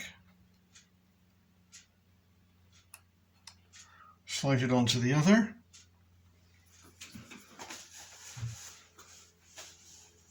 And then you need to use a lighter or a soldering iron or a small flame to gently heat that up. Just to shrink it down.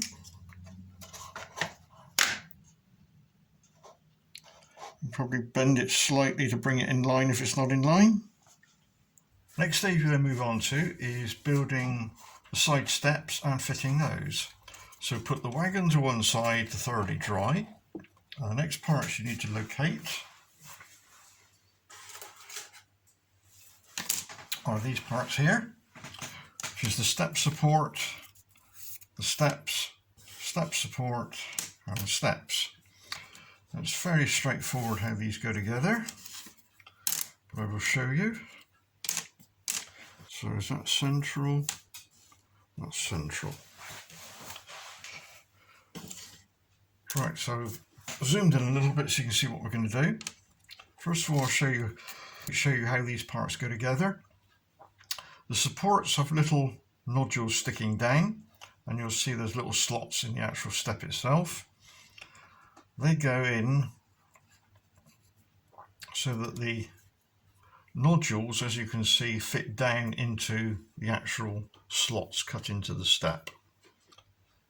So that's the part we have to glue.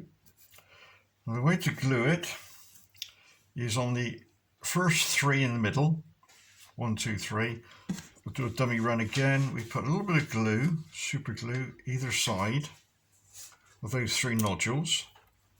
And then on a flat surface, which is an expendable surface, not the kitchen table, you are going to get glue on it, is to then lower it down into those slots, just those three, and then a bit of pressure with your finger on there, and then keep moving it backwards and forwards gently as I'm doing here, and that will stop any glue that does seep through from sticking to the kitchen table.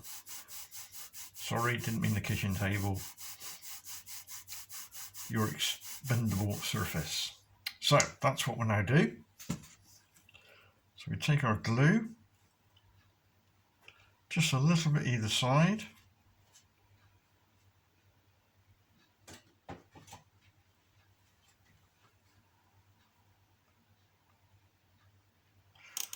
and then making sure the engraving is facing the engraving on the step itself, we drop him over, engage the three, and then keeping a bit of pressure, just a bit of movement, making sure it is firmly located into the actual step itself. Keep the movement going, about 10 seconds.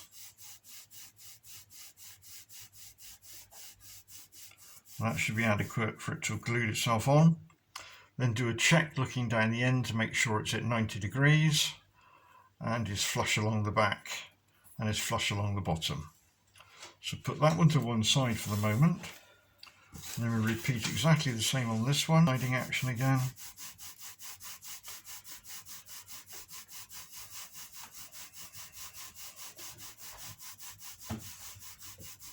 Keep it moving. And then check, flush along the bottom, flush along the back, and it's sat at 90 degrees. So put that one to one side, and then we move back to the original. So we've got to glue this in now. Now what we need to do, remember, is the first three, or the middle three have been done, so we've got to do the end ones. So just gently tease it out, and then just add a bit of glue to the actual slot itself. And then just a little bit on the bottom of the very end there. And then we use the same process, flat surface, bring it down, squeeze with the fingers, and then gentle rocking motion backwards and forwards. Keeping some downward pressure. Again, check, flush, and flush along the bottom. So we then repeat that process at the other end.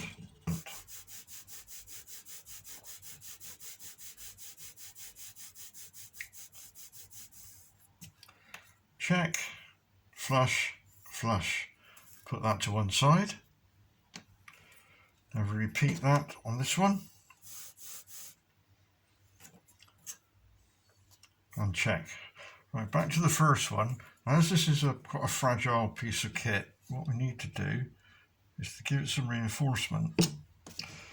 So I tend to take the super glue and just run it all the way along this back surface here, so that it wicks between the down support and the actual step itself.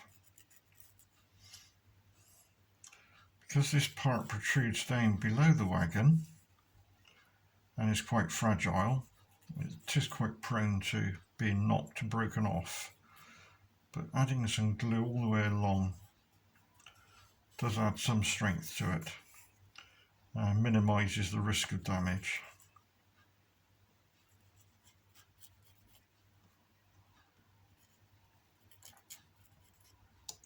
I think I've said this before in some of my other videos, but I do wish that someone would invent a paintbrush that you can use to paint on super glue, and not one that as soon as you touch it in super glue it starts to smoke and get hot, because obviously it's a reaction.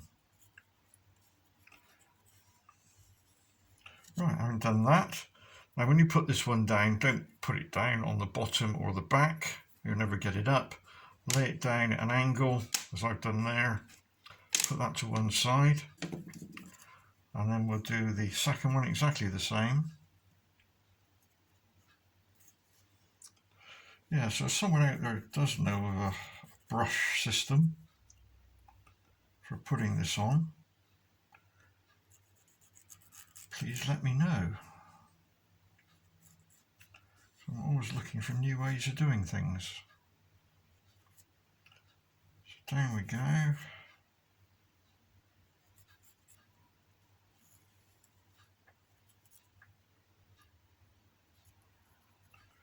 Right, so that's that one done. Again, put it down such that the glued surface isn't touching anything. So we're going to move back to actually fitting those to the wagon. So take the first one you did, which should now be pretty dry. Turn the wagon over onto one side. And I'll turn it so that it's difficult for me but easier for you to see in the light.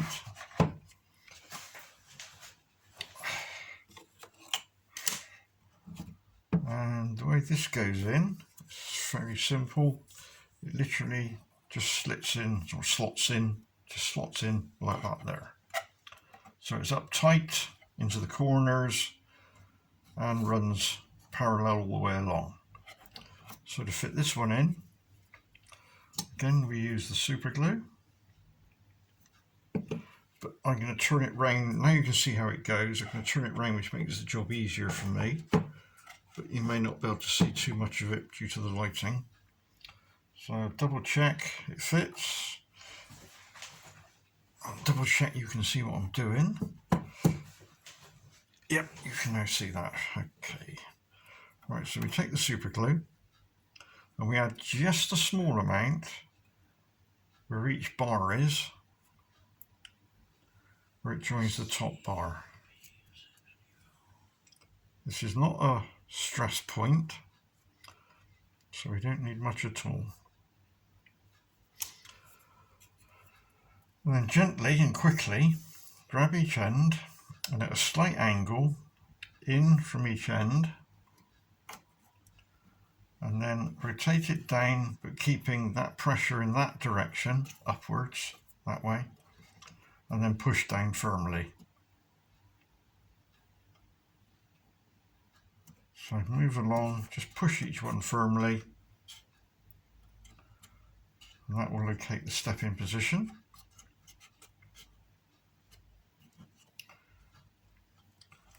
So before we do anything else now, we turn over and we go to there. Right, so I've now turned over. I'm going to now do the other side. So again, making sure that everything fits, do a dry run first of all. If for any reason this is a little bit tight, then just a gentle rub with a bit of sandpaper on the end there will mean it'll be a good fit. So again, smallest blob of super glue on each point where it joins the top bar.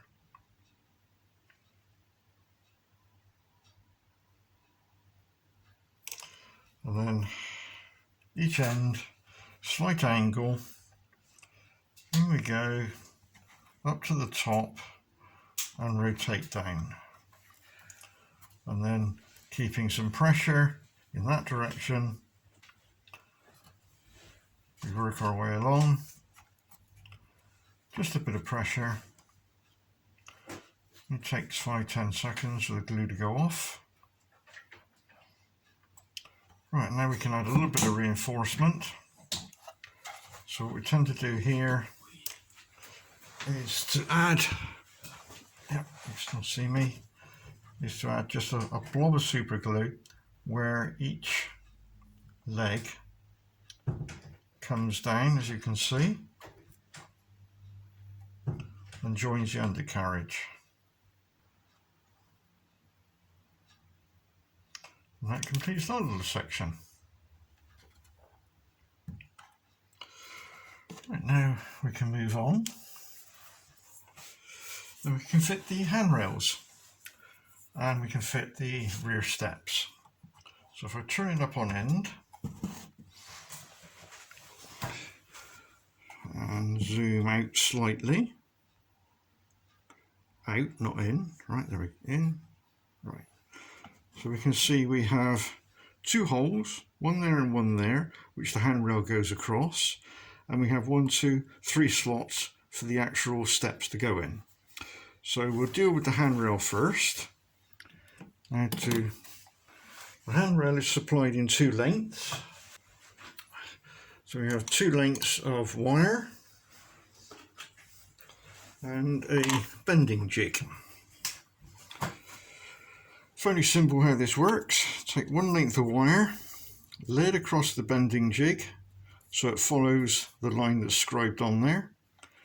We have to tweak it a little bit to make sure it's straight. And then while gripping it, bend one over. There we go, at 90 degrees. And then turn around to the other end.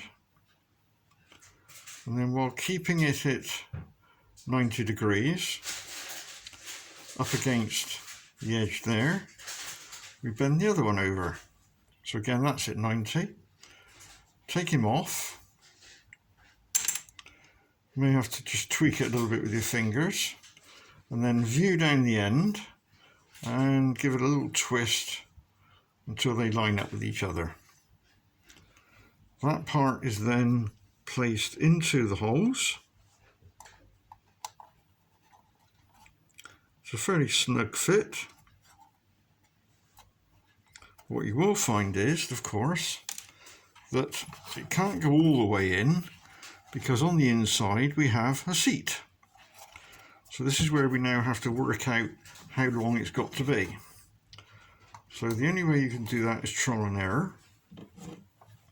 So what I suggest is, as you can cut many times but can't put it back on, I would cut it so there's probably about 5 mil showing. So that's what I'm doing there. So that's about 5 mil. Now there's only one end you have to worry about because the other end can go all the way through.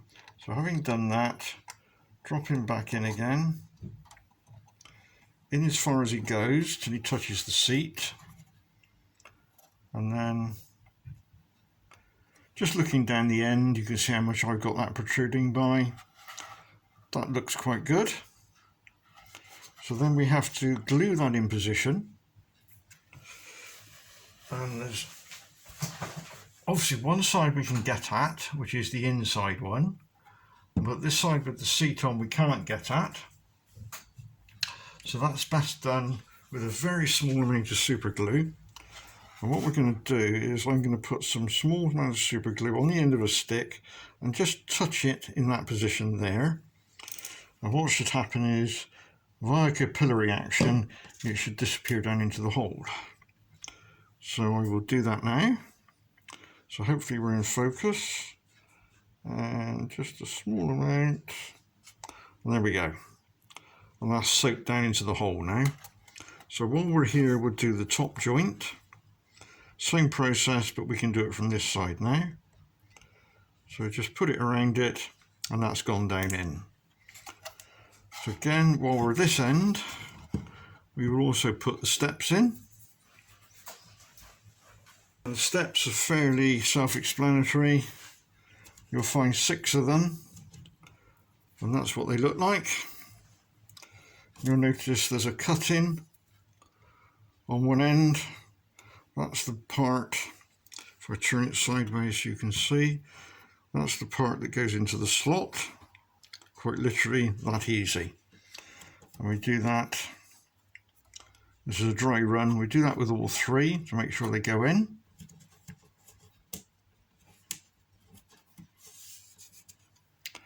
And the third one, so that's them all in. Now we've got to put a bit of glue on them before we slide them in because the seating is in the way. So again, for this I tend to use a white PVA glue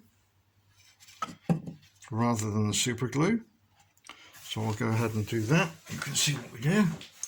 So I'll take them out first. Get the white PVA glue ready. Just a small smear on your table. And then just need the smallest amount along one of the edges. Now if you put that in like that, then any glue is on the underside. So we slide that in and just push him down. and then make sure that it's at 90 degrees that direction. So we do that with the next one. Again, small amount of glue just along the bottom edge, and then rotate it, push it in, and then maneuver it slightly until again it's at 90 degrees. And do the same for number 3. Into the slot. Excuse me, and make sure it's at 90 degrees. So that's that end done. So you go ahead now and do exactly the same with the other end, which I will go ahead and do. So if you'd like to do the same, when you come back, I'd have finished my end, and then we'll see what we have to do next.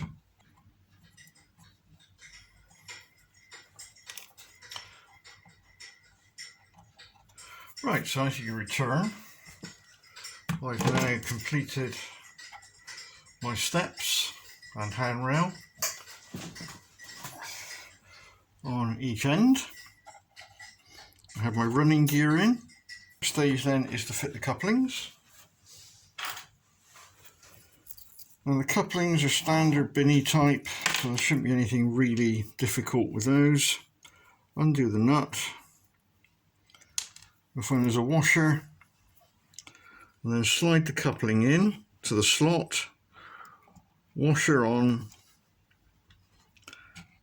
and then do the nut up.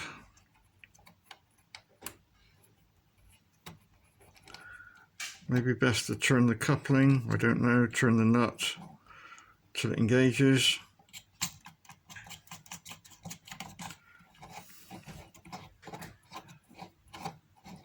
Get it slightly tightish, but so you can still move it.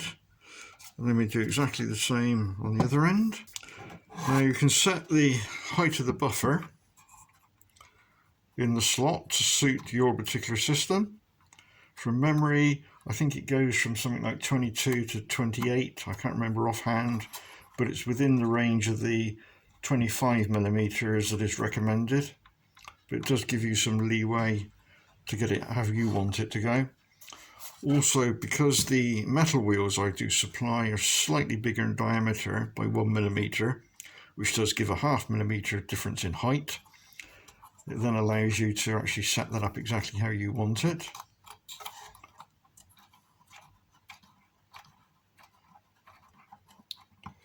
And then when you're happy that it's in the right position, this one's not playing ball at the moment, don't know why, there it goes, a bit tighter. So when you're happy, then using a spanner or a pair of pin nose pliers, tighten up the nut and bolt. So now we're in a position that we can now fit the roof, which we've already done earlier on. And in theory, because everything is laser cut 90 degrees, the roof should fit either way on, which it does, and should follow the contours at each end. So that's your wagon built. That's the long wheelbase 3-compartment Victorian coach with both sides. Hope you enjoy building it. It's been quite a pleasure to design this one. I think it makes quite a nice coach. Please enjoy, and enjoy running on your particular garden railway. Thank you very much.